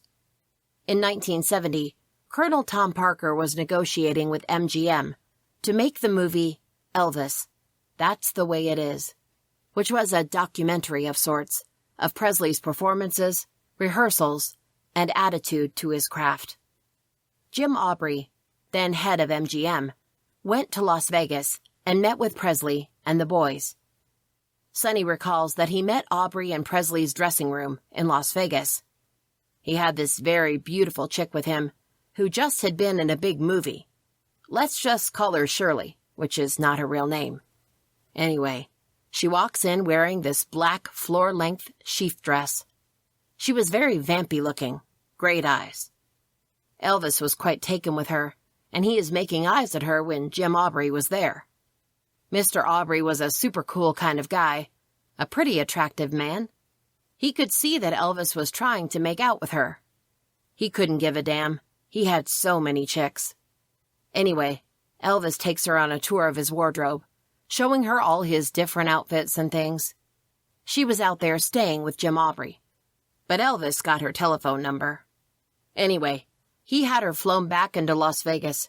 He was bragging about how, while he was talking to Mr. Aubrey, his mind was working on how he could get this girl. Not that Aubrey would have given it a second thought. Red remembers Presley was with her from time to time, for about 18 months to 2 years. Sonny relates, "There were lots of girls who Elvis was very generous to, but most of them just wanted to be with him. Now he was seeing that girl Sheila Ryan for a while. Now with Sheila, who was a beautiful lady, he had to force gifts on her. She didn't want a whole lot of presents or gifts. He had to really force things on her. She wanted nothing from him. But this one, brother, she promoted a 250 coupe Mercedes out of him. She knew he was very generous, and he probably would have given her a car anyway. But she hinted about how much she loved the car and everything, and he took the hint and got her a beautiful new maroon Mercedes coupe with tan upholstery. Of course, she was working on him heavy. She also used to go downtown to this very classy boutique in Las Vegas called Susie Cream Cheese, and she would buy all these gowns." The boys saw a gradual degeneration of Presley's health as he seemed more and more locked into taking masses of pills. He was fascinated with pills for every kind of function. He even told us, says Sonny, that there was a special new chlorophyll pill which would eliminate body odor. And he also talked about special pills that would give you a suntan and change the pigment of his skin, although I don't know whether he took them or not. But he thought a pill could fix anything. This is when he started losing Priscilla, right in there around 1971. He was taking these painkillers like Percodan that would just knock him for a loop. Also Demerol and very, very strong stuff. He started that thing of staying up for hours on end and then going to bed for days at a time. Red remembers that it was at this time he discovered he had a serious case of glaucoma. We were doing a recording session in Nashville. His eyes really started to irritate him. Then he called us all in for a meeting after he had seen his doctor and announced what he had. It was really a close call, because Dr. Nicoopoulos had to call in a specialist from Memphis, Dr. David Myers. It was so close that Dr. Myers hardly had any time left. He gave him this shot in the eye without an anesthetic. There was no time to fool around. Elvis said, give him the shot. He could take the pain. The thing was, he had so much Percodan in him, he wouldn't have felt it if you had put a knife through him. He was in that hospital in Nashville, and we were all called in, and he made us look through this special machine into his eyes. He went through the whole detail. I mention the eye thing because he had the girl we call Shirley with him during all this. He had a 2-bedroom suite. Elvis found out that she had once been married and had a child, and when he found out she had given birth to a child, he dropped her. It was a turnoff. 21. It's a frightening, haunting picture. He sits in a courtroom, guarded by policemen. There is no room for the public. The courtroom is packed with reporters from every part of the globe. The man in the prisoner's box is a seedy, weedy little guy who never made an imprint on the world until now. And there he is, smirking. And the smirk says, I assassinated Elvis Presley. It is a vision that is forever with Elvis Presley. And he has even told the West boys what he wants done if it ever happens. Look, the FBI and the cops have a job to do. They have to arrest the guy. But if it ever does happen, I want you guys to get him first. I want you to get him before the cops do. And when you find him, I want you to pop his eyeballs out with your thumbs. And I want you to rip his tongue out. I want you to tear him to pieces. I don't want no son of a bitch smirking in court that he killed Elvis Presley. If he had an unwarranted paranoia in the past about his personal safety, when he lived in virtual seclusion while making his movies, it all changed in August 1969. That was when the fear became justified, because Presley was a constant target for death threats and extortion plots. It was in 1969 that the decision was made that Presley would go before a live showroom audience. his first appearance in 9 years. And it was then that Red West and Sonny West, no longer expected to be stuntmen, stand-ins, and faithful members of the Memphis Mafia, became bodyguards for real. There are several possible reasons for Presley's returning to live audiences. His hatred of the movies he was expected to churn out like popcorn. A genuine need to feel waves of love coming from real people. Colonel Tom Parker's realizing that the movie rainbow had dulled, and that the new pot of gold was to be found in live concerts. Whatever the reason, Colonel Parker maintained his reputation for faultless timing and showmanship because the changing gear worked perfectly for Presley's bank account, even if it did introduce a whole new set of personal problems. The location for Presley's re-entry into live entertainment was to be the International Hotel, the $60 million extravaganza that would have looked out of place in any town but Las Vegas. It was the challenge he needed, said Red West, and he really went at it. There were plenty of doubts about him making his comeback to 5 shows.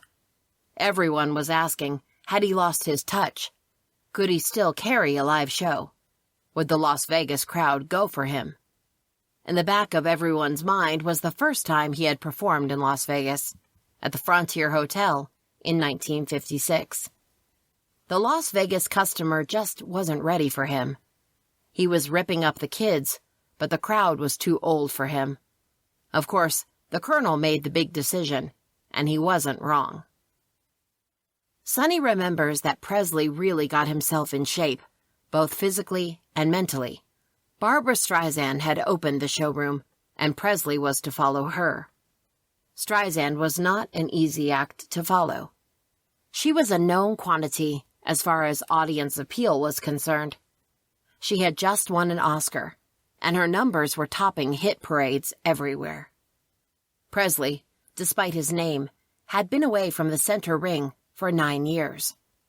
Big performers have flopped before in Las Vegas. No matter what sort of show he might have turned in, however, the financial side was assured from the moment the booking office opened. It was an avalanche. Not just from America. There were charter flights winging their way from Britain, Australia, Japan. The Presley fans just refused to let the performance be a flop. And of course, it was a sensation. Sonny West remembers. Man, he looked great before he went on. He was nervous, sure, but he had rehearsed and rehearsed. He was trim as a 21-year-old. He looked fantastic.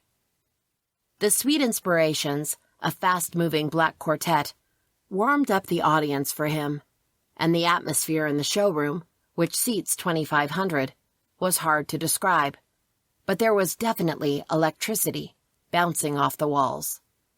He burst onto the stage singing Blue Suede Shoes, and none of the first part of the number could be heard. As one mass, the crowd jumped to its feet and exploded with ear-splitting applause. It seemed weirdly out of character for a showroom. A baseball stadium, a fight arena, a coliseum of another era, yes, but not a gilded showroom that served rare steaks and French wines. The love affair picked up where it had left off. The women were a little stouter, and the lights danced off gray hair. The men were fatter in the middle and thinner on top, but the love affair was raging again.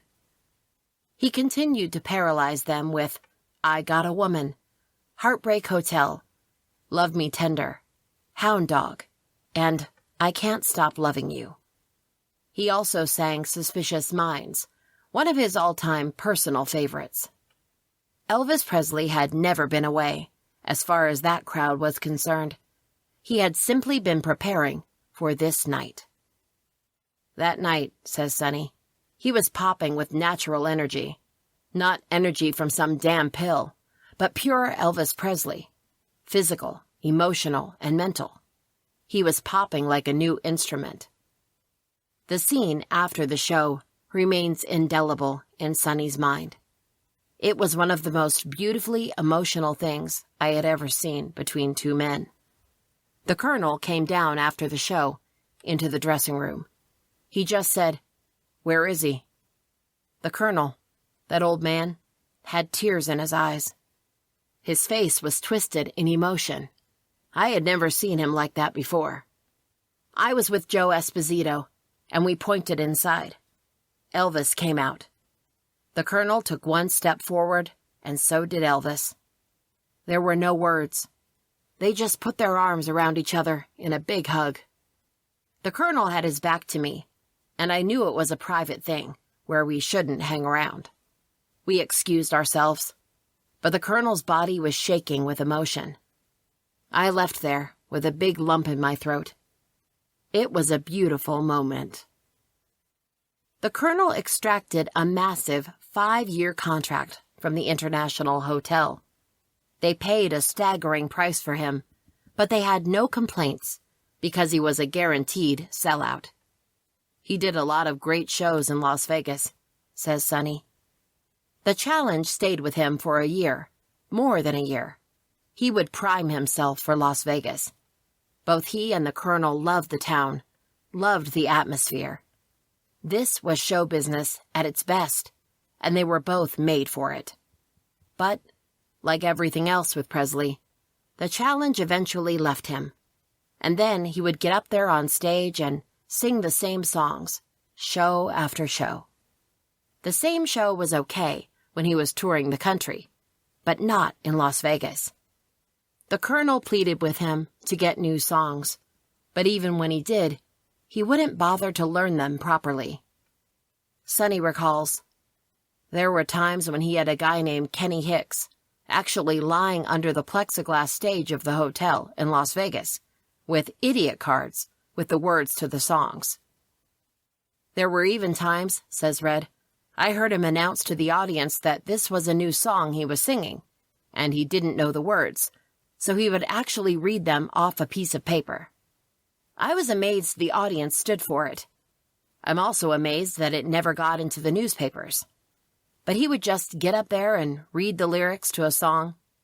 It was the same old thing. He was getting bored again. And when he got bored, that was when he was impossible to be around. He would be taking all this stuff and be wired all the time, and he would have us going where we wouldn't get 3 hours sleep in 3 days. To give Presley his due, the pressures on him began to mount. With public exposure came the waterfall of nut mail. A lot of it was dismissed as the ramblings of people who just wanted to write threatening notes. A lot of it was not.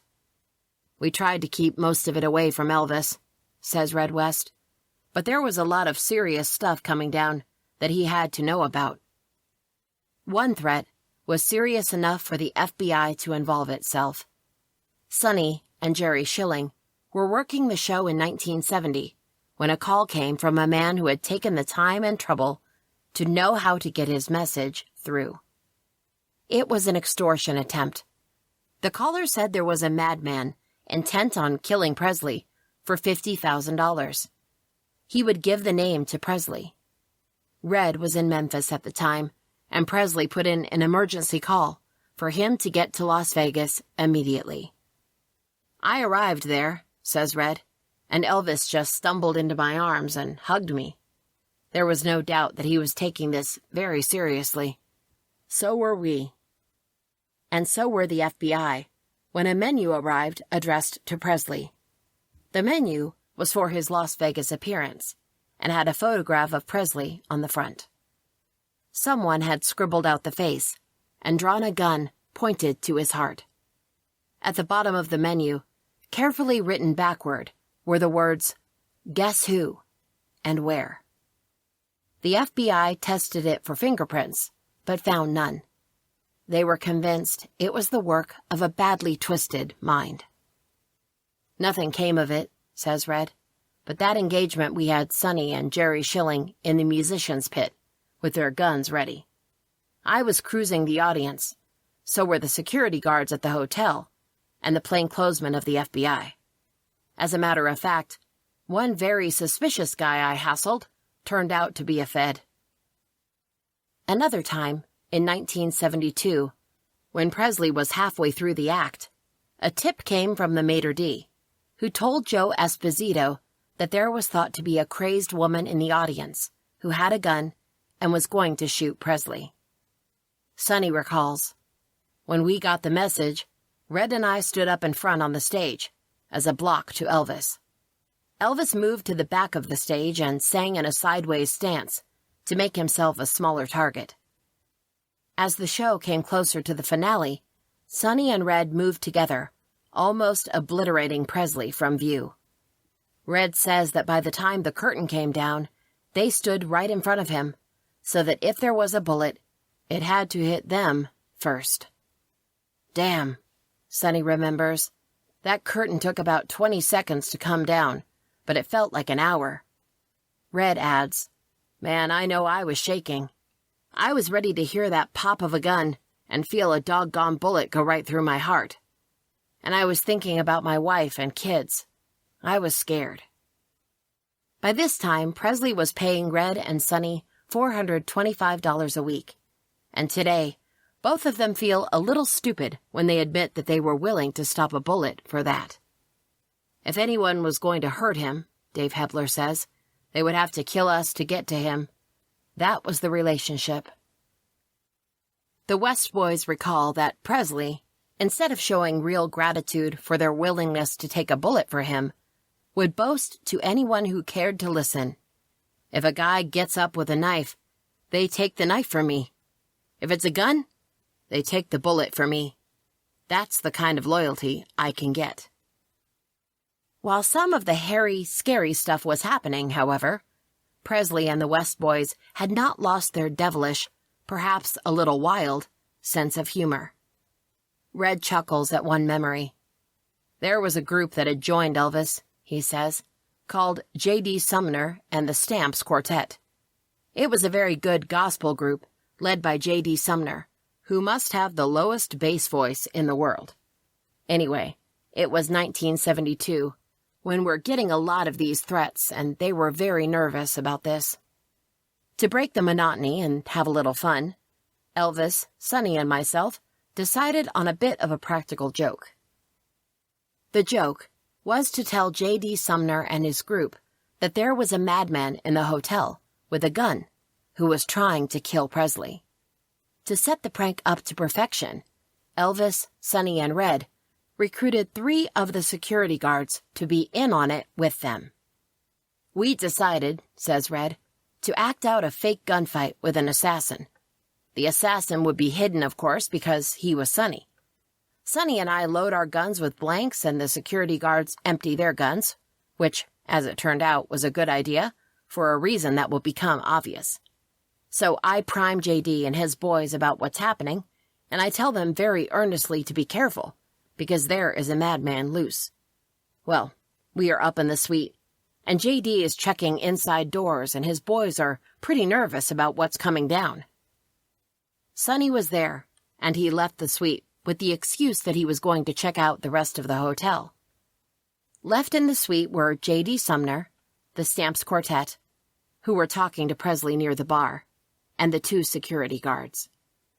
"I leave by the front door," says Sonny, "put on a black pigskin jacket, and then return, with my gun loaded with blanks, through the back entrance to the suite, while the crowd inside are talking about this madman." Then, the sinister black-clad arm of Sonny reaches around a corner, and he shouts, "You son of a bitch!" and he starts firing away. Bang, bang, bang! Red dashes to the hallway, gun blazing, and then yells, "Oh!" He staggers back into the suite, dead. The next fusillade of shots cuts down the security guards who were in on the prank. They're all dead, and it's a mass slaughter. Panic and terror seized J.D. and his group. Donnie Sumner, J.D.'s nephew, ran from one side of the suite to the other in 2 giant steps and hurtled the bar to an accompaniment of smashing glasses. J.D. Sumner bravely threw himself across Presley.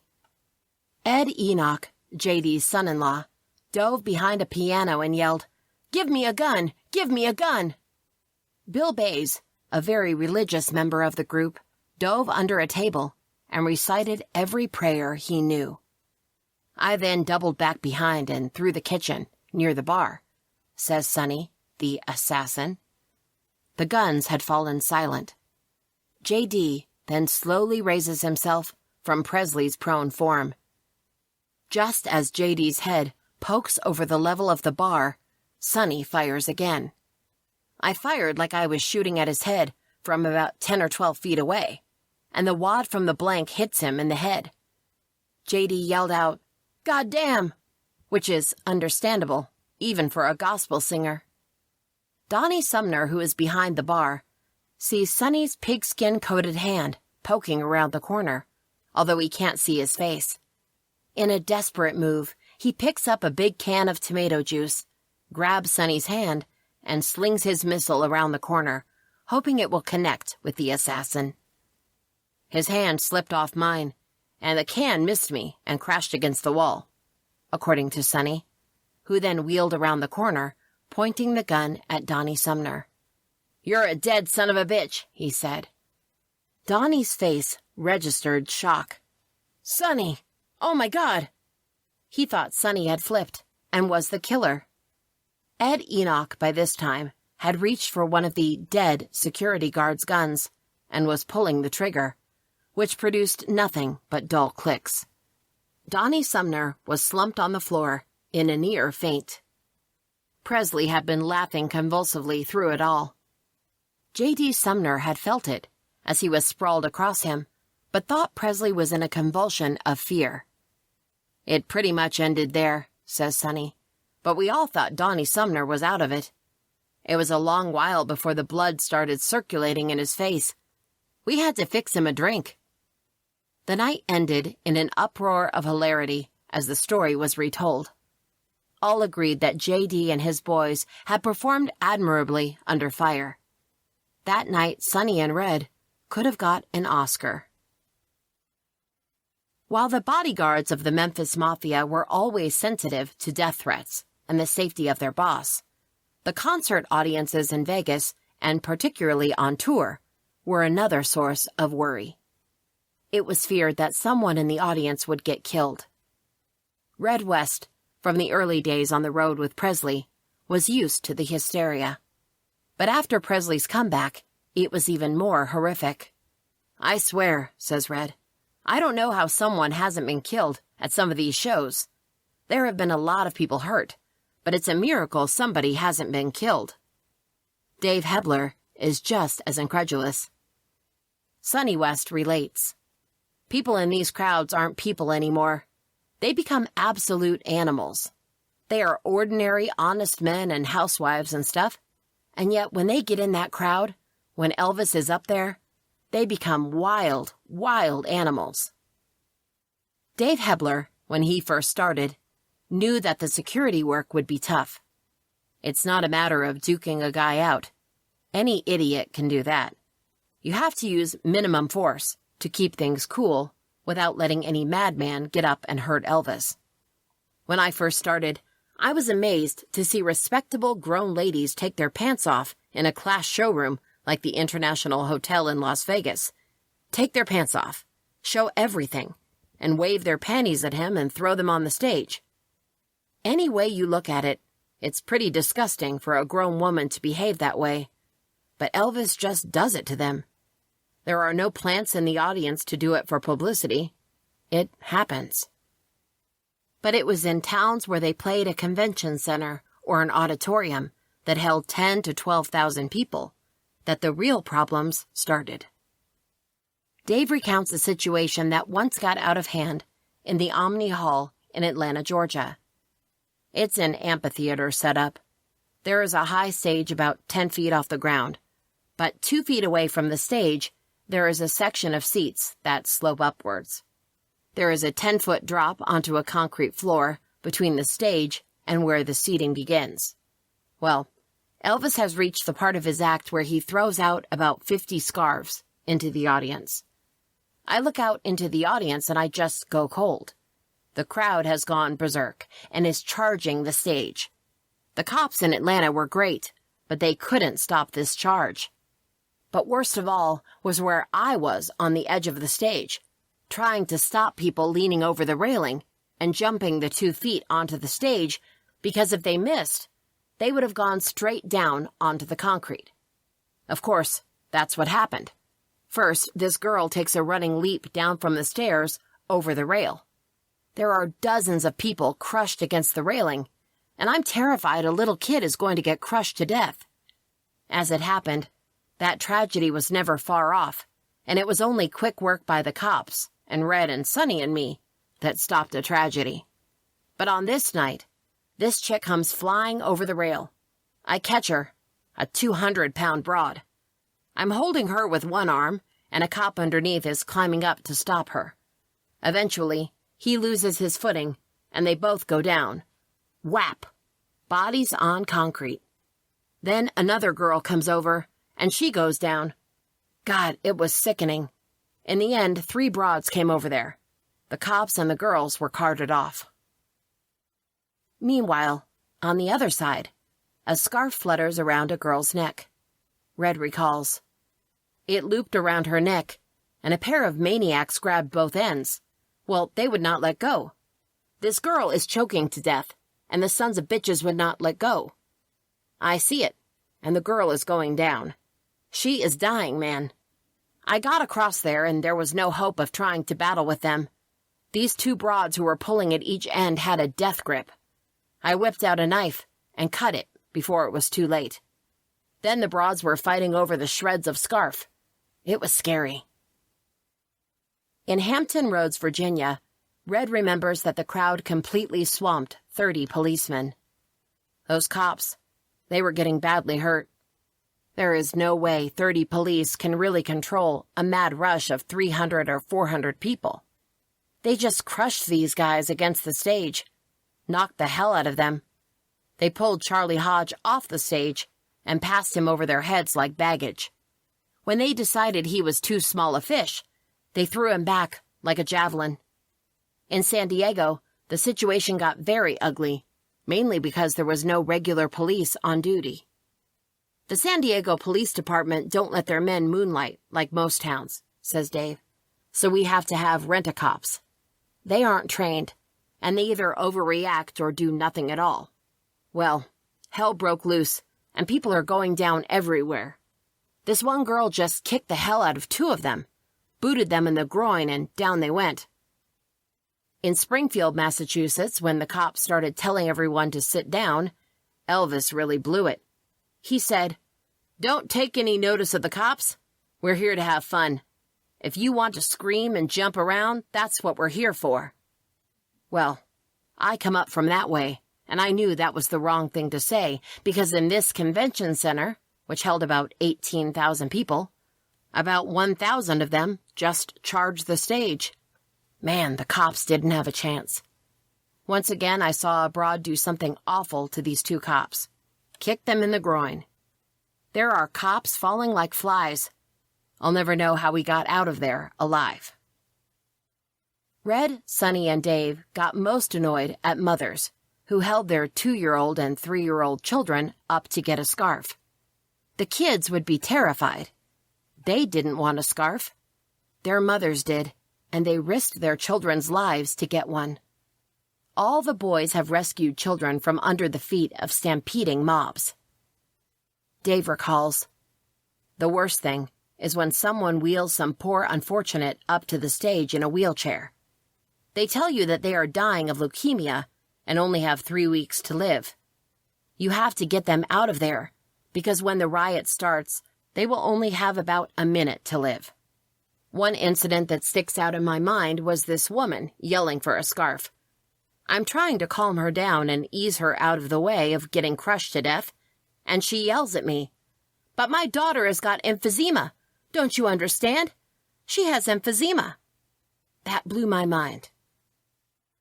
Presley encourages the pandemonium. Sonny says that Presley told him, "When they stop attacking me, I'm dead." When an audience is quiet and polite, he will go to any lengths to get their juices going. Red West remembers the time Presley actually bought an audience. It happened in North Carolina, in 1973. "He was in the dressing room," says Red, "and he told me that the audience wasn't worth a damn. They weren't responding," which wasn't really true. This was pretty much a rural audience, and they were very enthusiastic, but they were polite. There were no riots, which he had been getting used to. When he would come across a quiet audience, he would often chew them out. He would tell them, "You are allowed to clap, you know." Or he would say, "This is where the audience usually applauds." But he wasn't turned on by this audience at all. Well, after the first show, he decided to get a request box going. The audience would write their requests and he would sing them. He thought that might goose them a little, but once again, no riots. Okay, so he gets Joe Esposito to get in touch with a Memphis jeweler, Lowell Hayes, who was a good friend of ours, and he tells him to bring up some rings. He even gets Lowell to fly back to Memphis and get more than the first load of rings he got. Well, Lowell comes racing back with all these rings. Now, I can't remember exactly, but there is an excess of $30,000 worth of rings. There was one which I know was worth $18,000, and plenty of others worth $5,000.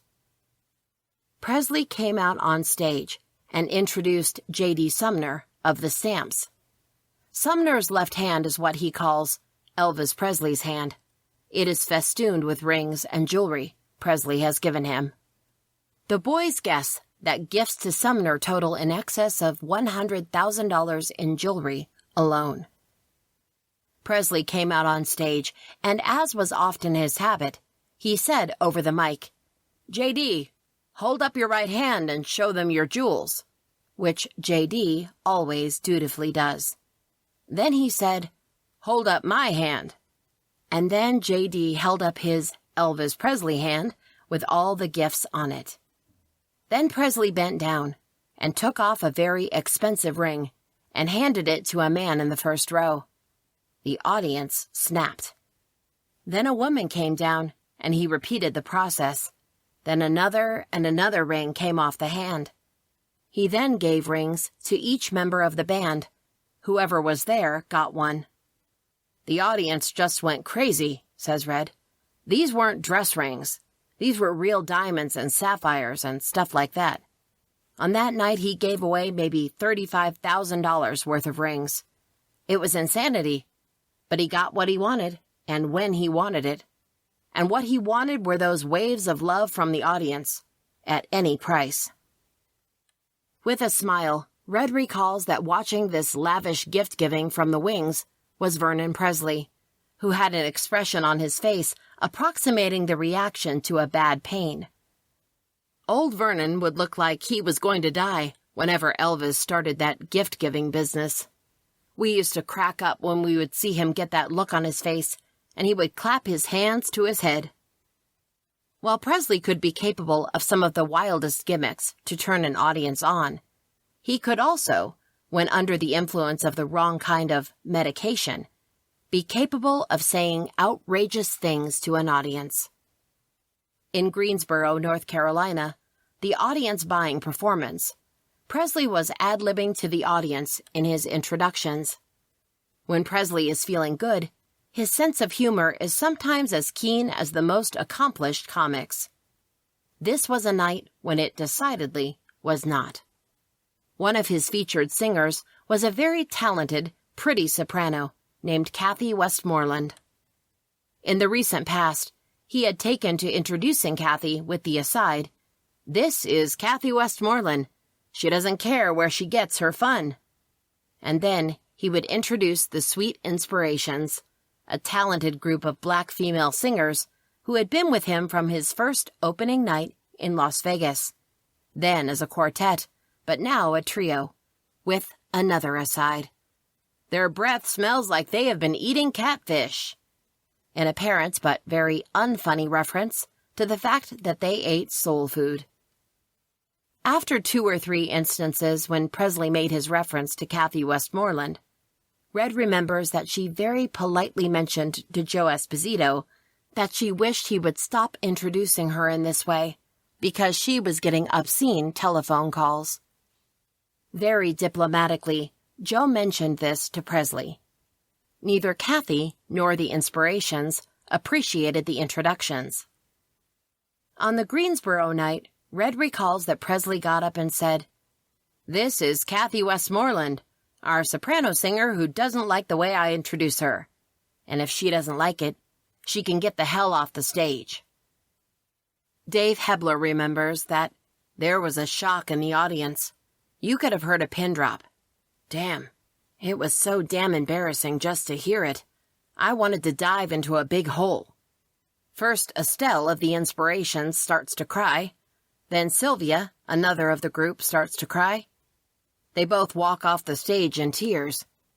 Then Kathy gets up, very distraught, and walks off. The audience just doesn't know what to do. It was mass embarrassment. The only girl to stay on stage was Myrna Smith of the Inspirations, who is going with Jerry Schilling. Myrna is stuck there, the only one left, and Elvis makes this big thing of going over to her and taking off a diamond ring from his finger and gives it to her. Poor Myrna. She nearly died from embarrassment. This was supposed to be a gesture toward her because she stayed on. She gave it back to him after the show, but he refused to take it. Presley got through the act using J.D. Sumner and his quartet to sing backup for the numbers that the Inspirations would have done. After the show, Presley was insane with rage. "We get in the car to go to the motel," Dave says. "In the car is Red, me, Dick Grobb, Joe Esposito, Elvis, and he had this blonde-haired girlfriend from Georgia. The scene is maniacal. We're all talking at once to calm him down, get the thing straightened out. But I promise you, he had gone completely off his head with rage. He couldn't take the fact that someone would stand on a principle and go against the great Elvis Presley." Presley was vitriolic. Turning to Joe Esposito, he said, "Joe, get me another nigger group." Then he switched his wrath to Jerry Schilling, who was going with Myrna Smith. As Dave points out, Jerry Schilling was not around, or there most certainly would have been blood flowing. Finally, Presley consented to having Kathy Westmoreland and the Inspirations finish the tour, although he was going to fire them after the trip. A little bit of sanity came from a member of Colonel Parker's office, who told all the girls not to worry. Their jobs would be secure. He told everyone, "Look, Elvis is just too lazy to break in another group. Your jobs are secure." He was right, and they are still with him today, although whether they remain out of loyalty or because it suits their career is open to question. Red West, Bodyguard, was also an accomplished songwriter, and as such was much closer to Presley musically than any of the other boys. Between 1969 and 1976, Red acted as a conductor for Presley. The king of rock and roll could have afforded the best music technicians in the world, but he relied heavily on Red's musical skill. Because Presley can't read music, he would count on Red to cue him in with the lyrics. It is ironic, perhaps, that Red, who, during the years when he was close to Presley, spent so much time swinging punches, was to some degree the musical brains behind many of Presley's best recordings. It went even further than that. The millions of teenagers who rocked to some of Presley's most gigantic hits didn't realize that a quiet, slow-talking bodyguard was the genius behind the music. "Elvis just asked me to pick out the music," says Red. There would be 10 or 12 musical spots on each film. Now there would be anything up to 20 songs competing for each spot. Elvis just handed that job over to me. I was flattered, and I guess I did a pretty good job because those records sold millions and millions. By 1970, Red could see the first subtle signs of Presley's professional decline. "Elvis really started getting lazy," he says. "He still had his skill, his instinct, but he started getting into all the heavy stuff he was taking.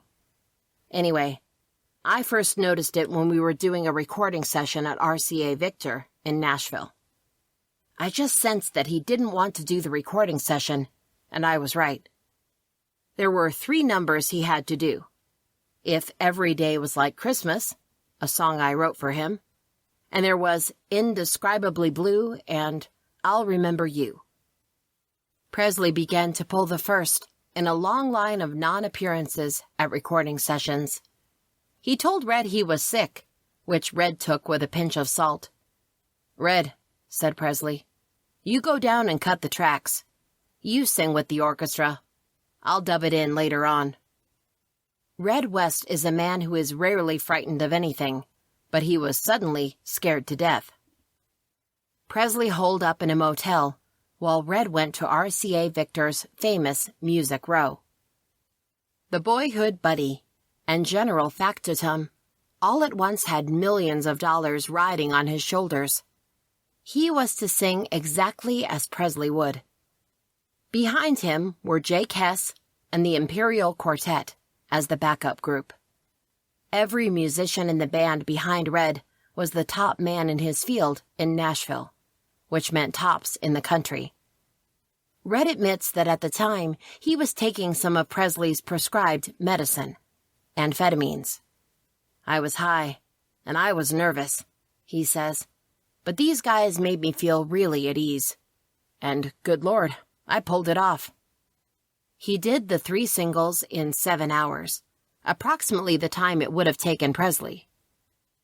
Felton Jarvis, Presley's record producer, came over to Red at the end of the session and said, "Man, you did a hell of a job. I appreciate what you have done, because there was a hell of a lot of money going down the drain if somebody had not done something." Of course, 2 months later, Presley went back and dubbed in the voice. But Red had to sing in the exact key that he thought Presley would sing in, and with the identical timing. If Every Day Was Like Christmas, the song that Red wrote, and I'll Remember You, each sold almost 2 million discs, which wasn't a bad day's work for a guy who was supposed to be just a bodyguard. Typical of Red West's musical vision had to do with a now famous song with which Presley scored a big hit, Green, Green Grass of Home. Red had heard the song in 1966 on a Jerry Lee Lewis album, and he took it to Presley. "Man, this is a heck of a number," Red told him. "Why don't you give it a try?" Country music had not yet reached the popularity of today. Presley listened, but halfway through he said, "No, man, it's too country." In 1970, driving back from Los Angeles in the Presley Greyhound bus, the group heard Tom Jones' rendition of it on the radio. Presley turned up the volume. "Man, that's a hell of a song," he said. Red raised his eyebrows. When the group got into the range of WHQB, the Memphis radio station, Presley stopped the bus and asked Marty Lacker to telephone the station's top disc jockey and his old school friend, George Klein, and ask him to play the tune. About every 50 miles, Presley repeated this. Suddenly, he had a passion for the song. When they got to Memphis, he told Marty Lacker to get the Tom Jones album, which Presley played until it almost wore out. In early 1975, when Presley did his album Elvis Today, Green, Green Grass of Home was Presley's first choice. "Hell, that was the tune I recommended to you 4 years ago," Red told him.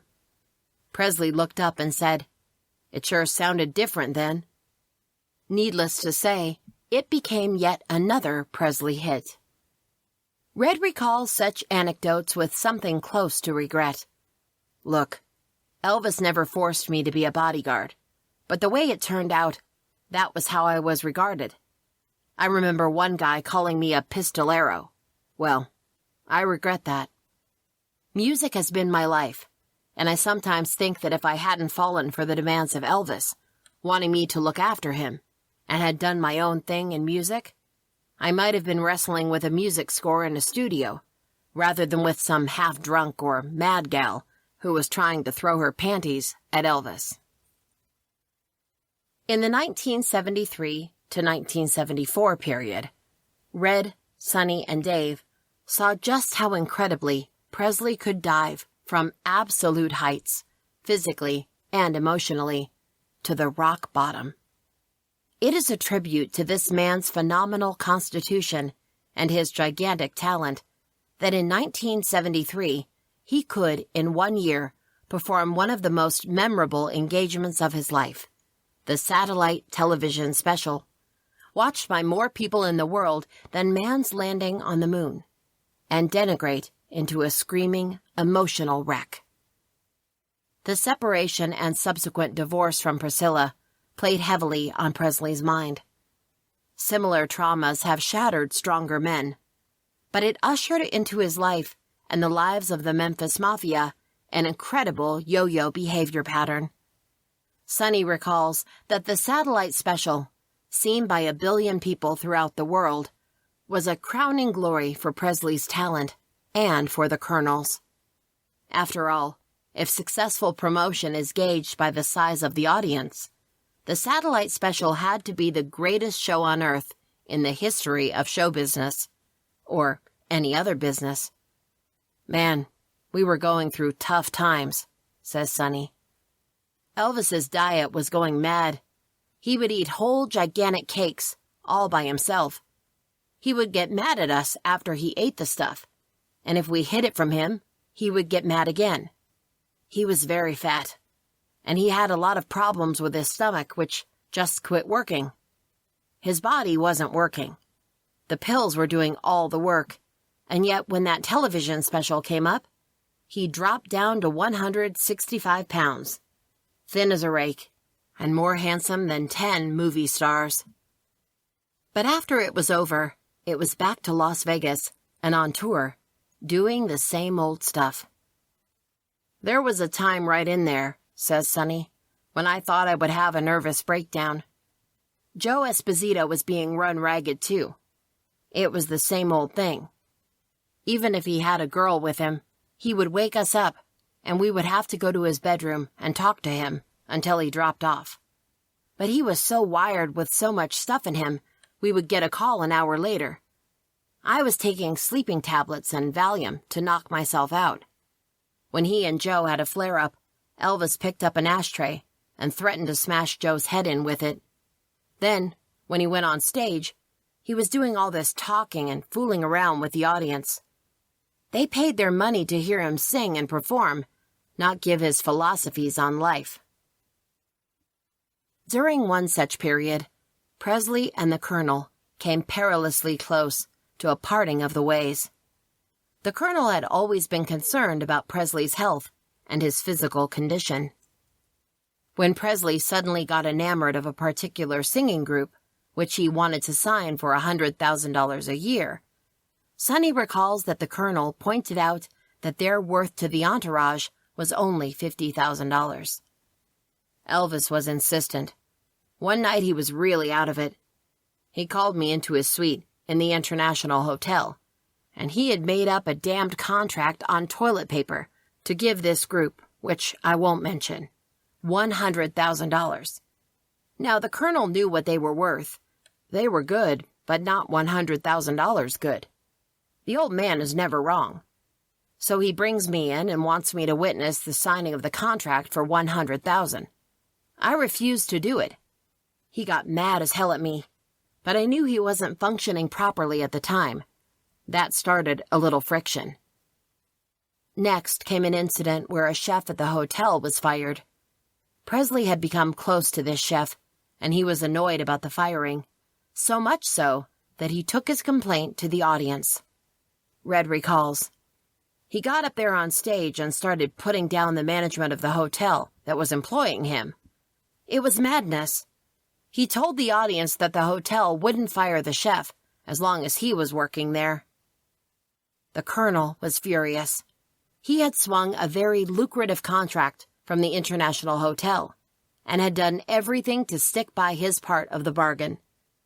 The International Hotel, in turn, had been very good to the Colonel. and Presley.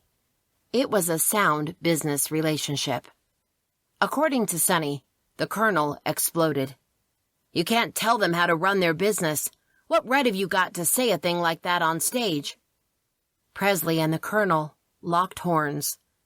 They blew up at each other and disappeared into Presley's suite. The Colonel emerged with the words, "Okay, I'll call a press conference in the morning and say I'm leaving." According to Red West, Presley replied, "I'll call a press conference tonight." Actually, what happened is the Colonel stayed up and worked out all the money that was due to him, says Red. "I didn't see the figures, but it was like $1 million due him for this and $1 million for that." Elvis showed Vernon the figures.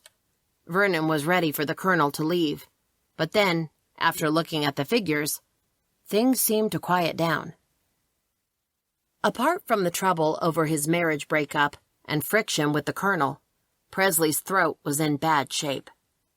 Doctors were using suction devices to clear it of congestion. There was a fear that Presley might be developing pneumonia. The strength of the Memphis Mafia was weakened by the departure of Joe Esposito and Jerry Schilling on a trip to Europe.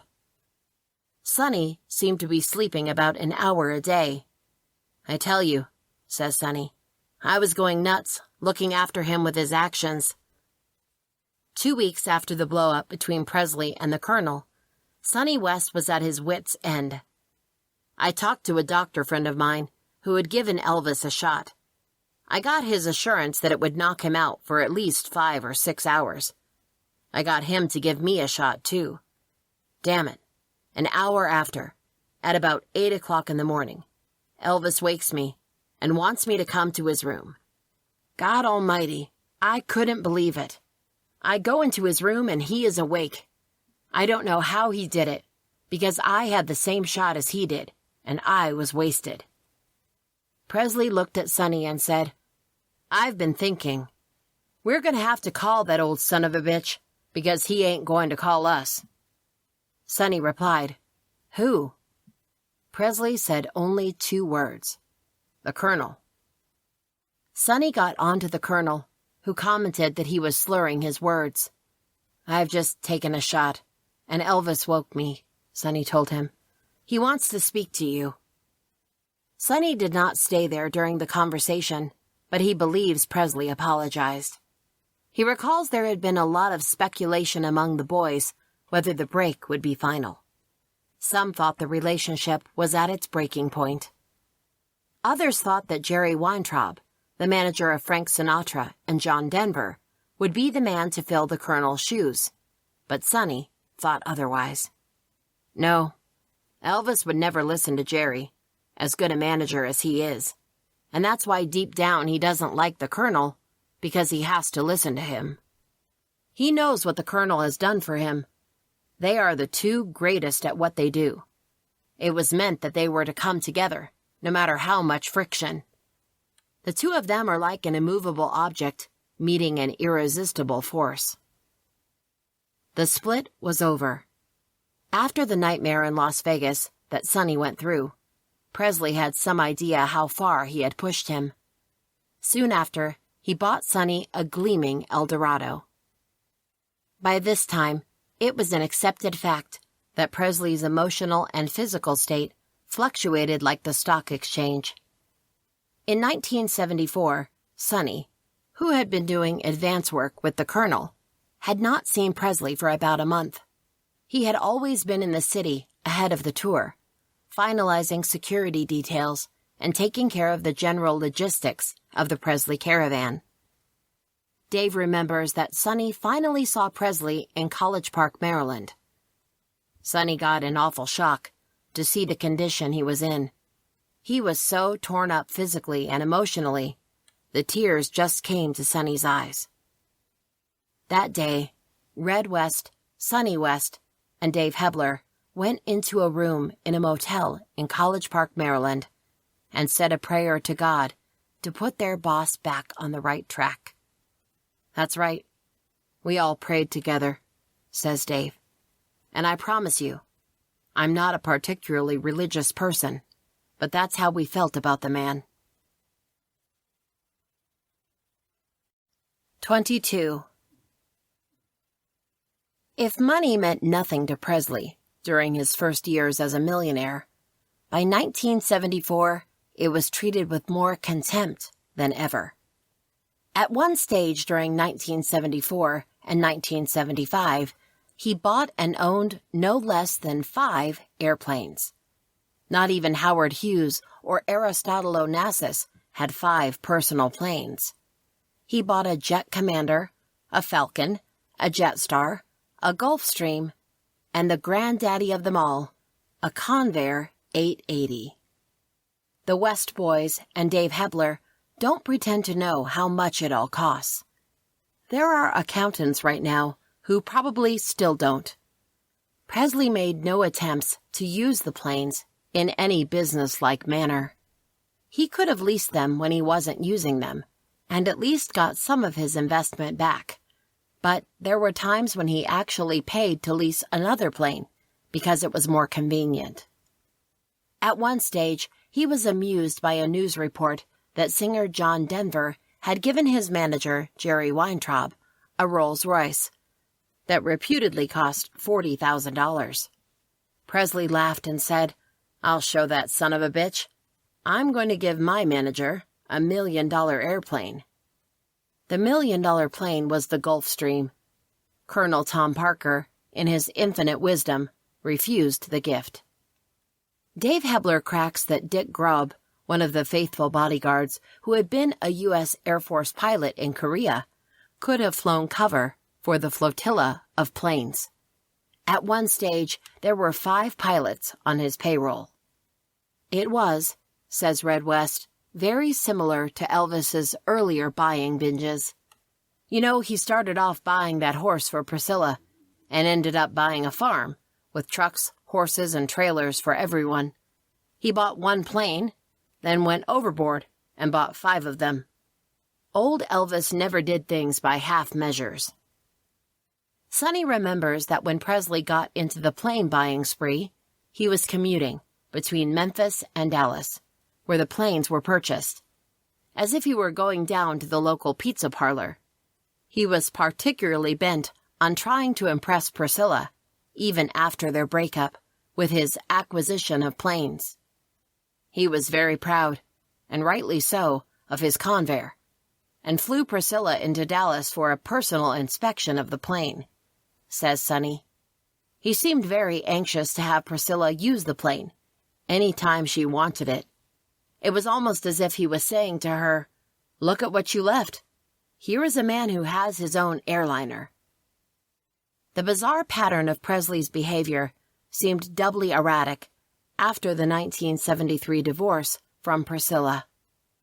Dave Hebler remembers a day in 1975 when Presley suddenly slapped him on the back and said, "I'm going to buy you and Joe, Esposito, a Maserati each." Dave and Joe flatly refused the offer. As it turned out, there were no Maseratis in Memphis, but Presley was in a gift-giving mood, so he piled into a car and headed down to Schilling Motors in Memphis, where he proceeded to buy no less than 9 Lincoln Mark 9s. "It was madness," says Dave. "He bought cars for all of us, but it got crazier the next day." It appears that Presley found out that the salesman should have offered him a discount by virtue of the mass purchase. "He got it in his head that the salesman had screwed him," says Dave, "so he called us all together and told us that we were going to take the cars back. He didn't want to take the cars from us. He just wanted to take them back and buy Cadillacs instead. Well, as it worked out, we took back 7 of them. Can you imagine the salesman's reaction when we all drove up in 7 Lincolns with mileage on the clock and said, 'Take them back'? The guy almost had a heart attack. Well, it was resolved, and we ended up going to another Lincoln dealer, and he also bought some Cadillacs that day, although I can't remember how many. What I do remember, however, was this black couple were at the Cadillac dealers, Madison Cadillac it was. Anyway, he sees this lady looking at a Cadillac Seville, and he strikes up a conversation with her and idly asks, 'Do you like that car?' She replied, "Oh, yes, it's very nice." Presley said, "Fine, pick one out. I'm going to buy one for you." The lady looked like she was going to faint, but she did pick one out, and he did buy it for her. When the story hit the wire services, an announcer in Vail, Colorado, reported the story. He signed off the report with a one-liner. "Elvis, if you're listening, I could use a car myself." Presley got Red to call the announcer, and then he got on the telephone. "What color do you like?" Presley asked casually. Predictably, the announcer thought it was one of his friends, putting him on. "Aw, come on. Who is this?" "No, I'm serious. This is Elvis Presley. I want to buy you a car." The next day, the announcer was driving a new Cadillac, paid for by Presley. "A lot of people think he does those things for publicity, but he doesn't," says Red. "When he gives, he really gives. It's a genuine gift, and he doesn't announce it." Sonny and Red remember that Presley read a story about a black woman in Memphis who was badly crippled. Completely unannounced, he bought her the most expensive wheelchair available. "Man," says Sonny, "that woman's face was a picture when he just walked into this old run-down house and he got us to unload this expensive wheelchair. It was a beautiful gesture, and Elvis was very capable of doing those things. And yet, he would turn around and spoil it all by some thoughtless gesture." His gift-giving usually ran to cars or jewelry, but he is also a very generous giver of cash to the various Catholic, Protestant, and Jewish charities in Memphis. Which, says Red, is something I could never work out. Elvis would often tell us that Catholics were the demon referred to in the closing section of the Bible. And although he hired Jews and had many Jewish friends, he was convinced that Jews were out to take over the world. Marty Lacker, who worked for him, was Jewish, and Elvis would always say, "Well, Marty is one of the good Jews." But deep down, Elvis is very prejudiced, and he made no secret about it in his talks to us. One person whom he was intent on giving a gift to was none other than Vice President Spiro Agnew. Sonny recalls, "The Vice President was staying in Palm Springs when Elvis was there. Anyway, he set up a meeting with him. We all went to the house he was staying at, and Elvis had bought a gold-inlaid .357 Magnum revolver. It cost about $2,000.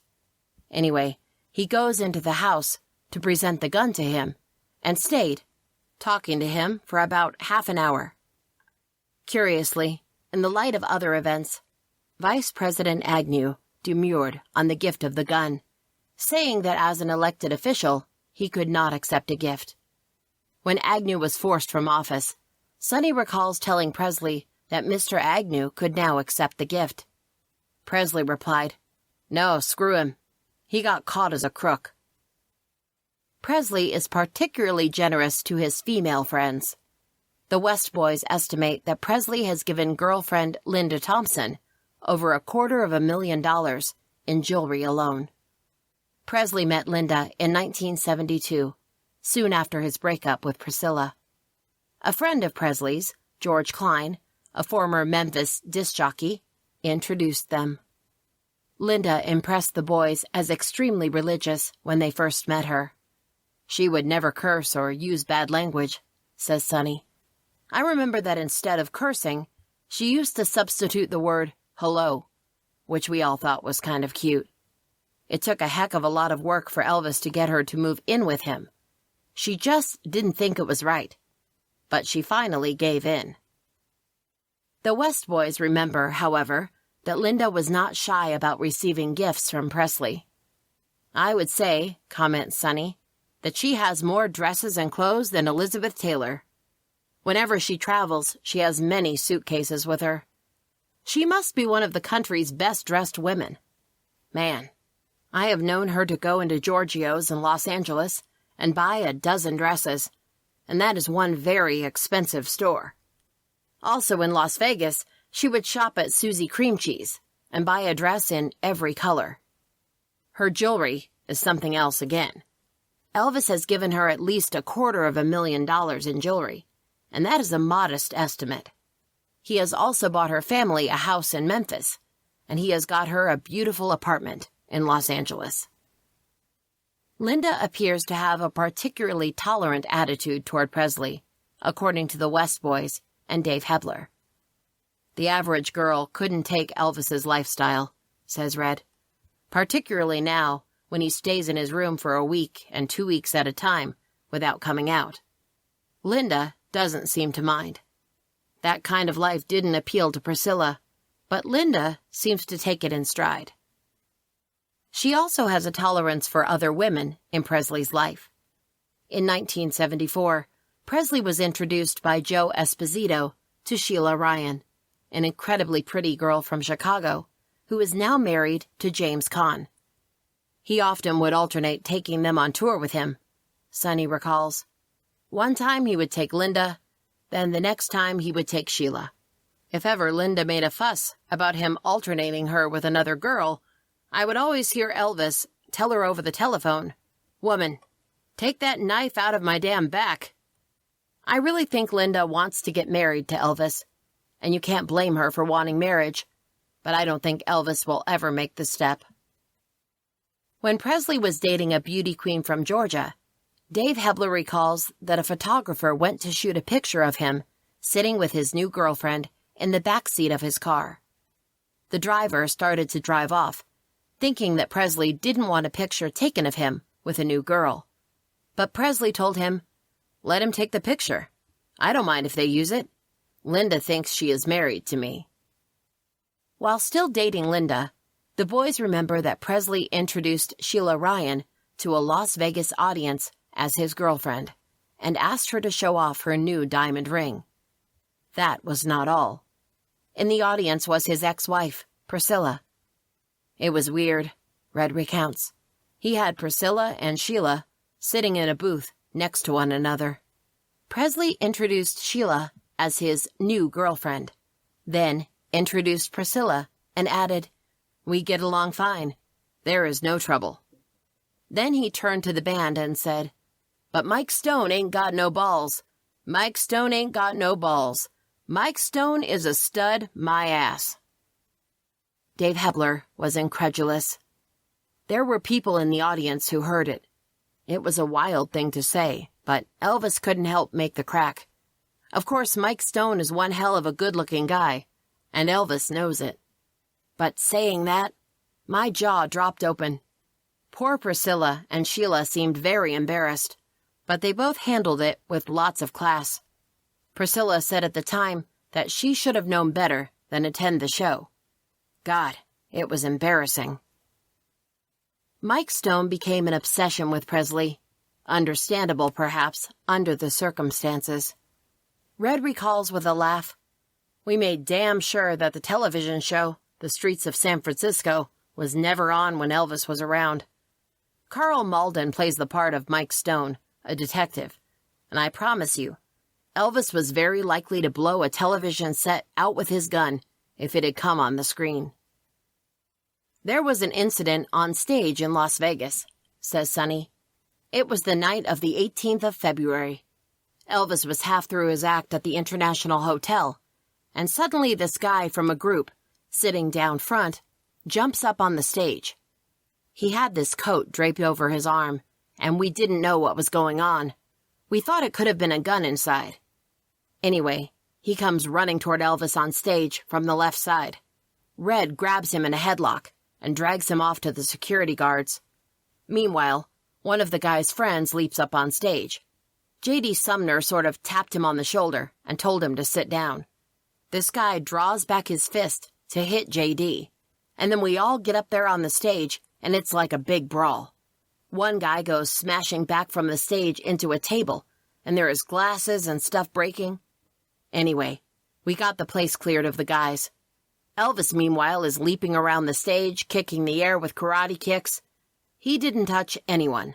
He was just kicking the air. It all calms down, and Elvis tells the audience that he should have broken their goddamn necks. The audience cheered, and it was over. But after the show, Elvis got us and said that the guys who caused the trouble had been sent by Mike Stone to break up his act. The man who drew back his fist to hit J.D. Sumner had tape across his fist, and Elvis was convinced that he was a karate expert sent by Mike. And that's when he asked us to kill Mike Stone. He was absolutely convinced that Mike was planning to do him in, which was ridiculous. Frankly, I don't think Mike gave Elvis a second thought. The West Boys and Dave Hebler saw a steady decline in Presley, both physically and emotionally, over the past 3 years. He had severe problems with a twisted colon, and his weight seemed to go up and down like a yo-yo.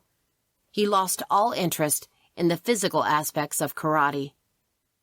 The boys remember that when they would work out at it, Presley would go through the initial meditation called for during a proper karate workout, and then lose interest and sit around eating and watching the others work out. Despite his ballooning weight and a double chin, Presley is still convinced of his good looks. He believes, said Sonny, that he has a face like King David. He is quite vain, although he doesn't look after himself. When he goes on stage, he often wears one of those elastic-type girdles to keep his stomach in. He wears lifts in his shoes to make him look taller. He even wears lifts in his slippers around the house. Once again, the problem is simply boredom. Presley has nothing to interest him. Regrettably, the one challenge that the boys believe could have changed Presley's life was not taken. Sonny recalls that in 1975, Barbra Streisand and her boyfriend, John Peters, visited Presley in his dressing room in Las Vegas. She came in and congratulated him on the show, says Sonny. They talked at length, and in the course of the conversation, Miss Streisand announced that she was producing the remake of A Star is Born, which she eventually starred in with Chris Christopherson. Miss Streisand's original choice, however, was Presley. She wanted him to play the part, said Red. And I tell you what, it was a damn tragedy that he didn't, because Elvis would have been great in the part of the washed-up superstar who gives his career to his girlfriend. Now, they were very serious about the offer. I remember they both were joking about each other's weight. Elvis was very keen to do it. You could see the interest in his face. It was going to be a real challenge. How it broke down, I believe, was because the money wasn't right. I believe that the Colonel wanted $1 million up front, and Streisand wanted him to go on a percentage deal. Anyway, it fell through, which was a damn shame. I think the Colonel said after, "We don't need Streisand." And then Elvis started talking himself out of wanting to do it. You know, he said that it wouldn't have been his picture, that it would have been all Barbara's picture. After the discussion with Ms. Streisand, Presley must have been concerned about his appearance because he got cosmetic surgery. He had it done at the Mid-South Hospital in Memphis, Tennessee, said Sonny. He had it done in 1975 because I got the bill. He went into the hospital under my name, and it came up on my Blue Cross Blue Shield card. The hospital pointed out that Blue Cross does not cover cosmetic surgery. After he had it done, he brought me into his room and asked if I noticed any difference. Actually, I didn't until he told me. He had his eyes done, and there was a thin little scar around his ears where he had his face tightened. You can hardly notice it. After he got it done, he tried to talk me into having it done, but I wasn't interested. Presley's behavior seemed to reach a peak of unpredictability in 1975. I remember, says Dave, in Las Vegas, that just the tiniest incident would set him off. One time a guy took a picture of him in a gun shop in Las Vegas. Sheila Ryan was with us at the time. We asked the photographer not to take a shot with him holding a gun. Anyway, the guy got a bit aggressive, but we forgot about it. Elvis, when he got back to the hotel, he screamed and yelled like a madman about one guy backing down all us karate experts. I remember Sheila ran from her room with her hands to her head, crying. Dave remembers that in Tahoe, at one hotel, Presley had bombed himself with so many pills that he couldn't walk. It was scary, says Dave, because he was on the roof, and we were trying to get him to get some sun. But man, he almost tumbled off the roof. He was so far out of it. He almost fell over the side. I had to carry him away.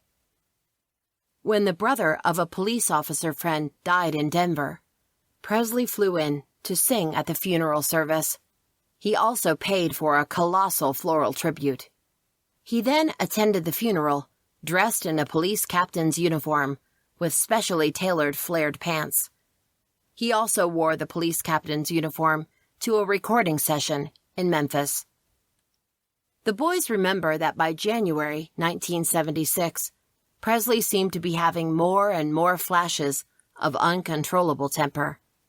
Sonny relates, "He took us to Vail, Colorado, for what he said was going to be a dream vacation. Well, it was a nightmare. He was heavy into pills. On January 8th, it was his birthday. We drove up to Vail in a bus, and we congratulated him on his 41st birthday that night. Well, Linda got a cake, but we were staying in another condominium, so we didn't know she was going to present it to him. Well, she did, and he called a big meeting, complaining about none of the bodyguards being there. He was like a spoiled kid." Then, Dave Hebler was involved in an argument with another member of the group who accused the bodyguards of not doing their jobs. Dave argued back that the security was the tightest part of the whole Presley organization. Presley flared at Dave. "I'm not going to have any more of this bullying bullshit. It's going to stop, or someone is going to die." "It really got black," says Red. "He was flashing at everyone. He had a lot of stuff in him." It reached a dramatic climax when Presley decided to move into a condominium occupied by Jerry Schilling. Presley decided at 3 a.m. he wanted to move out of his quarters and into Jerry Schilling's. He woke Schilling up and ordered him to move. Schilling protested that a move could wait until the morning. Presley recruited Red to go over to Schilling quarters. Schilling was angry and made it abundantly clear to Presley. "The next thing," says Red, "he tells me to beat up Jerry. I managed to cool that kind of talk down. Well, I thought I did. Then I see him putting a bullet into a gun and cocking it. It was getting very hairy. Elvis really wasn't himself." During the same trip, Dave recalls that Susan Ford, the daughter of President Ford, was in Vail. Her girlfriend was going to throw a party for her and wanted to get Elvis along as a surprise. The security guys came over and tried to organize, but Elvis wouldn't do it. He said he would be quite willing to meet her if she came to his chalet, but he wouldn't go to a party. He was trying to make it like he was more important than the president's daughter. More and more, say the West boys, Presley seemed to lose interest in everything about him. He would only talk about his jewelry, cars, and wardrobe, says Sonny. He didn't seem to have any other conversation. Other stars would come backstage, and all he could talk about was his possessions. He wasn't interested in other performers. In fact, he didn't like other performers. He would always have something catty to say about them. If they came to his dressing room to see him, he would keep them waiting for an hour on end before he would make his entrance. Red continues. "I remember Jimmy Dean, a nice guy, was waiting for him one night. Elvis came out of his bedroom after keeping Jimmy out there for an hour. Jimmy greeted Elvis with a big hello and said jokingly, 'I'm out to rip a yard from your ass, keeping me waiting.'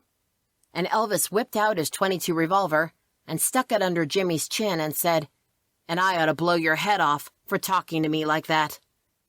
Jimmy smiled and laughed it off, but he was embarrassed by Elvis doing that." The boys report that Elvis does not like to be around other performers unless he is in charge. "We used to see a lot of Tom Jones in Las Vegas, and he was a real gentleman," says Sonny. "We would go to his shows, and Elvis always would say something to knock him. Tom wears very tight pants, and Elvis would always say, "He sticks a damn sock down his pants." He would comment on Tom's singing, and during a performance, when he was in the audience, he would sing the songs along with Tom, making out that he could sing the high notes, which he couldn't. "Unless he is the center of attention," says Sonny, "he just isn't interested. His ego was out of control. And it's a pity, because he wasn't like that way back. It hurts to see someone you love change so very much." Epilogue. It was the morning of July 13, 1976, and Sonny West was at his dentist's office in Memphis. Red West was at the office of a private investigator, discussing a lawsuit that had been brought against Presley.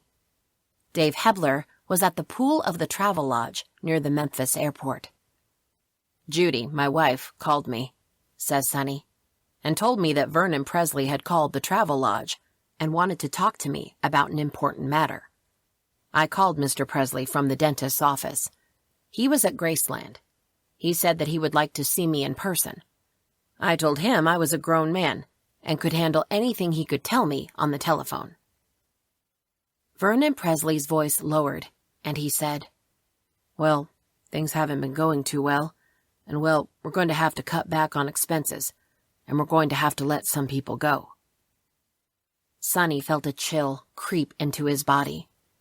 "Oh, I see. And I guess I'm one of the ones that is going to be let go?" Vernon Presley said, "Yes, I'm afraid so. There will be others, too, unfortunately."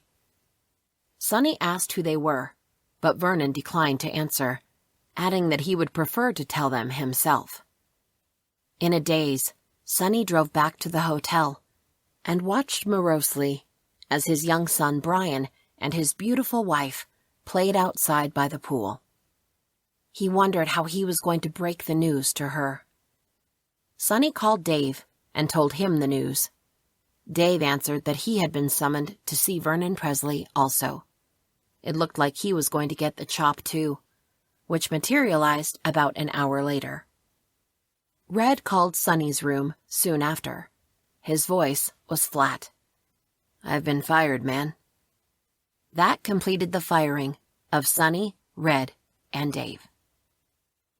Vernon Presley told all of them it was for economic reasons, but the boys believed the execution came as a whim of Elvis Presley's. "But what pissed us off," said Red, "after all those years I had been with him, he never took the time to tell me himself. He just cut out and left it to his father to do. It was cold, man." It was not so much the loss of the job that hurt the boys.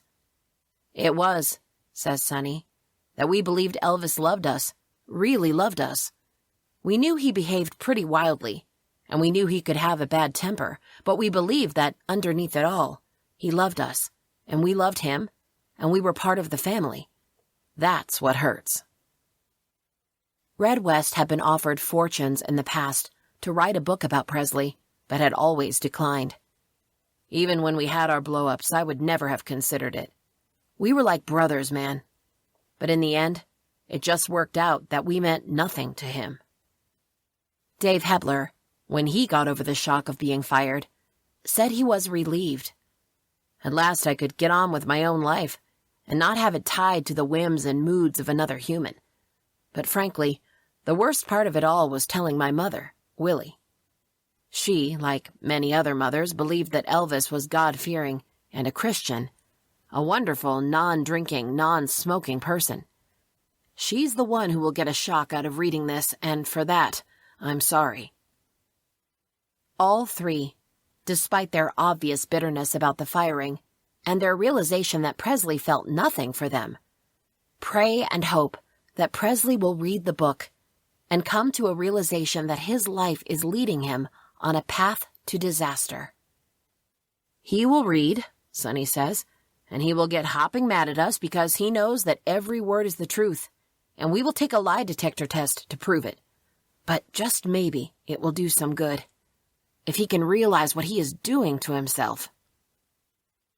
Under the circumstances, it would have been near impossible for a man like Presley, given his background, to come through life without his stabilities being threatened. Dirt poor kids don't grow up in a tiny shack town and become millionaires before they are 21 every day of the week. Presley was a classic case of too much, too soon. Red feels that if his mother had lived, it would have brought a direction to Presley's life that he seems so badly to miss. Had he stayed married to Priscilla, the same thing might have happened. Presley, one of the world's most glamorous males, today is a very lonely man. It's kind of sad, says Red. All that money, all the homes and all the comfort, and yet Elvis doesn't know if he has a friend in the world. He doesn't know if the people who hang around him are there because of the money or because of him. I loved him, but now he hasn't got me. 3 months after the firing, a man called the boys asking if they would put off writing the book about Presley. The boys refused. The next day, Red called Graceland and spoke to Charlie Hodge, who told him that Presley was screwed up. At 7 the next morning, a slurry-voiced Presley called Red West at his motel in Hollywood. The conversation went like this. Presley: "How you doing, man?" Red: "I just woke up." Presley: "I was just on one of those singing binges. I got a couple new guitars and singing my ass off, watching little kids marvel. I'm by myself. Linda is in L.A. She's changing apartments. We had that apartment. The people found I was in back of it and raised the rent double. She got another one right down the street. Charlie, Hodge, told me about the talk you all had. I guess I do owe you an explanation."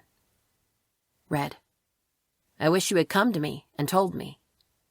Presley: "You don't do things like that, 'cause that's my daddy's business." Red: "No, it's not." Presley: "I was getting a lot of excess pressure. You know that racquetball thing?" A business he went into. 2 courts for $1,300,000. My understanding was that we were going to just use my name, and that's all, and that was the contract I signed. I did it as a favor for Dr. Nicopolis, and Joe Esposito. I'm just trying to tell some of the things that led up to it. I was wrong about Hebler. Just a bad thing on my part. He was very undermining and sneaky. He hated all you guys and everybody else, and I kept hearing this shit. It just burned into my ear. And those goddamn lawsuits, you know how them lawyers are. There were 6 lawsuits in 2 years. I don't know whether you heard it, but they were trying to prove us insane. I'm talking about some influential people who were checking psychiatrist reports. They were trying to prove us insane, the whole bunch." Red: "I could not believe it. You had left town. Your daddy called us and talked about cutting down expenses and giving us 1 week's notice. They give Chinese coolies 2 weeks. Presley: "I didn't know anything about it, the 1 week thing." Red: "The bottom fell out. I got a little hurt at first." Presley: "Well, I can see that. You know, my damn voice is so low, I make J.D. Sumner sound like a tenor. My damn fingers are blistered. I'm not operating on but 1 cylinder. Well, you know what happened was a combination of a whole lot of things that piled up on me. It was like a fuse burning. And maybe I did lose sight of a whole lot of things, especially you, your family, and everything." Red: "It was cold, man." Presley: "I love Pat, Red's wife. You got a good family and everything." Red: "Maybe sometimes I overprotected you. You have problems." Presley: "Well, you know what it is. It's like that old guy said in Cool Hand Luke, a failure to communicate." Red: "We sure didn't communicate in the last year or so." Presley: "Like I said, it was just a series of things. If I could lay them out to you one by one, I could show you the reasons of the separatisms. My daddy was sick, nearly dead. My family is strung all over the face of the United States. It's the goddamn lawyers and lawsuits. making a mountain out of a molehill. Red. We had some rough times. Everyone was after our ass. Presley. That's what I mean. One gets away with it or thinks they do. What they try to do is establish a pattern of insanity and violence, like me shooting out that lamp up there. Red. Where was that? Presley. Up in the Hilton Hotel with a .22 target pistol. Red. Well, we're known as the Wild Bunch. Presley. Yeah, the good old days are still a fact. Red. But the fun left. Presley. The fun ceased to exist. I couldn't pinpoint it. I couldn't pin it down. Goddamn racquetball courts. 2 courts for $500,000 each. Red. That's too much. Presley. What the fuck, man? Poor old Joe had his mother hawk her house to get the money. That's what he had to do. Well, I pulled out of it. Started off kind of innocent. I was told one thing, like I wouldn't have to put up a dime. Wouldn't be any money or nothing. Well, that was the contract I signed. I talked to Daddy about it just after he came out of the hospital. We talked over a period of time. If it will help Joe and Nick, they could use my name because I couldn't benefit nothing from it. I talked to my attorneys yesterday about the racquetball.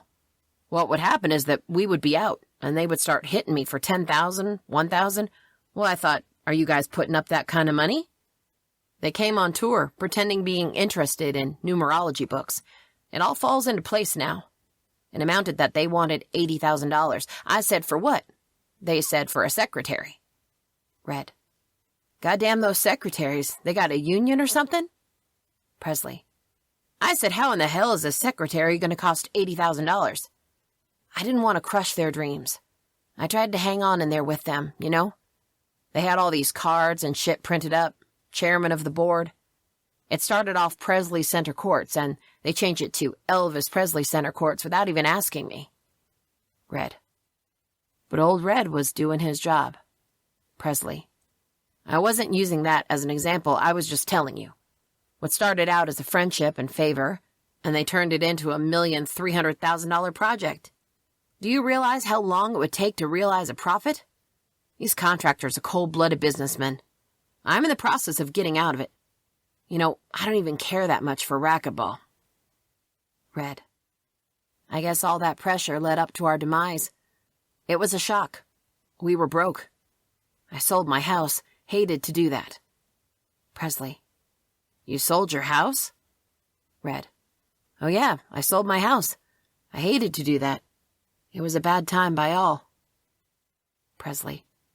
Well, I guess there never is any really good times. It was bad for me, too. I hadn't been out of the hospital long enough to start rolling. My daddy, I almost lost him. He's my daddy, regardless of anything. Red. I understand, but if I had just heard it from you, it would have been easier to take. Presley. Well, in doing business and things of that nature, I don't do that. Red. You mean about firing us and everything? Presley. Yeah, I had to go to Palm Springs, analyze and weigh goddamn racquetball courts. I'm still seeing little fuzzy balls, but Charlie was saying, Charlie talked to you and you thought I was on the line? I was over at Daddy's house going through these figures. If I wanted to hear something, I wouldn't do that. I would go another way. Red. You know how paranoid everybody gets? Presley. Oh, sure. Like looking over your shoulder and not knowing who the hell it is regardless of what. How's Pat and the kids and things? Red. Just hanging on until I get something going. Presley. I was very disillusioned about Hebler. He faked me off. Something terrible. Red. What did he do? Presley. He would say little things to me, who he hated. Ed Parker told me, keep him at arm's length. This went on over a period of 2 years. Red. I don't know what you're talking about. Presley. It's hard to explain. I don't think he liked anybody in this group. I think I'd become a dollar sign to him. In the process, he lost sight of Elvis. That can easily happen. It happened, man. I'd become an object, not a person. I'm not that sign, I'm not that image. I'm myself. You're so wrong on one thing, and don't get paranoid. I'm talking to you as a friend on a private line, and there is no soul here. I'm not fucked up by no means. On the contrary, I've never been in better condition in my life. Red. You had been pretty fucked up. That's what I was talking about. Presley. Well, I went through a divorce, you know. You were there. That wedding thing. Referring to Red's complaint that he was not invited to his wedding to Priscilla. I had nothing to do with that. That was railroaded through. I didn't even know who was there in that little old room the size of a bathroom with a Supreme Court justice. It was in there, over and done so quick I didn't realize I was married. I could see it back then, but that wasn't my doing. I had nothing to do with, you know. All of a sudden I was getting married. When you go through that, you keep your mind on one thing. Red. Let's get to the last 3 years. Let's face it, you haven't enjoyed yourself. Presley. I enjoy my work. Red. I know that. But what about the rest of the time? Presley. We had a pretty good time in Vale. Red. We had a ball in Vale. Presley. I know I did. Red. We were always worried about you. We were worried about you. Taking a few things. Presley. You worried about me so much that you turned around and tried to hurt me. You see, I know what that is. Red. Well, that's after you hurt me. You hurt me and my family very bad.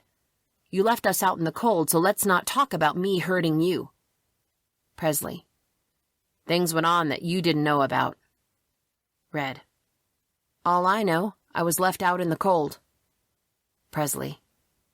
All I know, there was friction created in the group. The vibes were so bad, people were scared to move and everything, so who knows what the hell they were hearing and being told. I just know it got to be very, very tense. A situation where it could have been fun and a relaxed type thing. Something went wrong, and on top of that, the racquetball thing and everything else and all the personal things. It was a fact. We did have to cut down on expenses. Red. You gotta do what you have to do. You could have cut down someone else. I thought I was important to the organization, and I'm glad I found out that I wasn't. I still got a little life left. I'm going to enjoy it. Presley. Oh yeah, it's just an unfortunate situation. It's just now that it's started to get back on its feet. My daddy has lost down to 165 pounds. I think he's back up to 178 now. That just shocked and scared me to death. Because you know how I feel, because you know how I felt about your daddy. Suspicion was cast on this group. I couldn't figure out the source, though. Just like that song we did, we can't go on together with suspicious minds. Maybe I did act abruptly. First one to admit it, without thinking.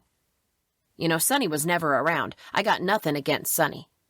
Hebler tried to bully his way through everything with scare tactics with some of these young guys. They would ask questions like, and they could never get a straight answer. They were turned down at every corner. I just felt I should talk to you and let you see my side of it. Red. I appreciate that. That's what I wish we had done at the very first. Maybe I could have understood it a little better. What's done is done. I wish you all the luck, and I hope you stay right where you are for 40 more years. Presley. I'm working on it. Red.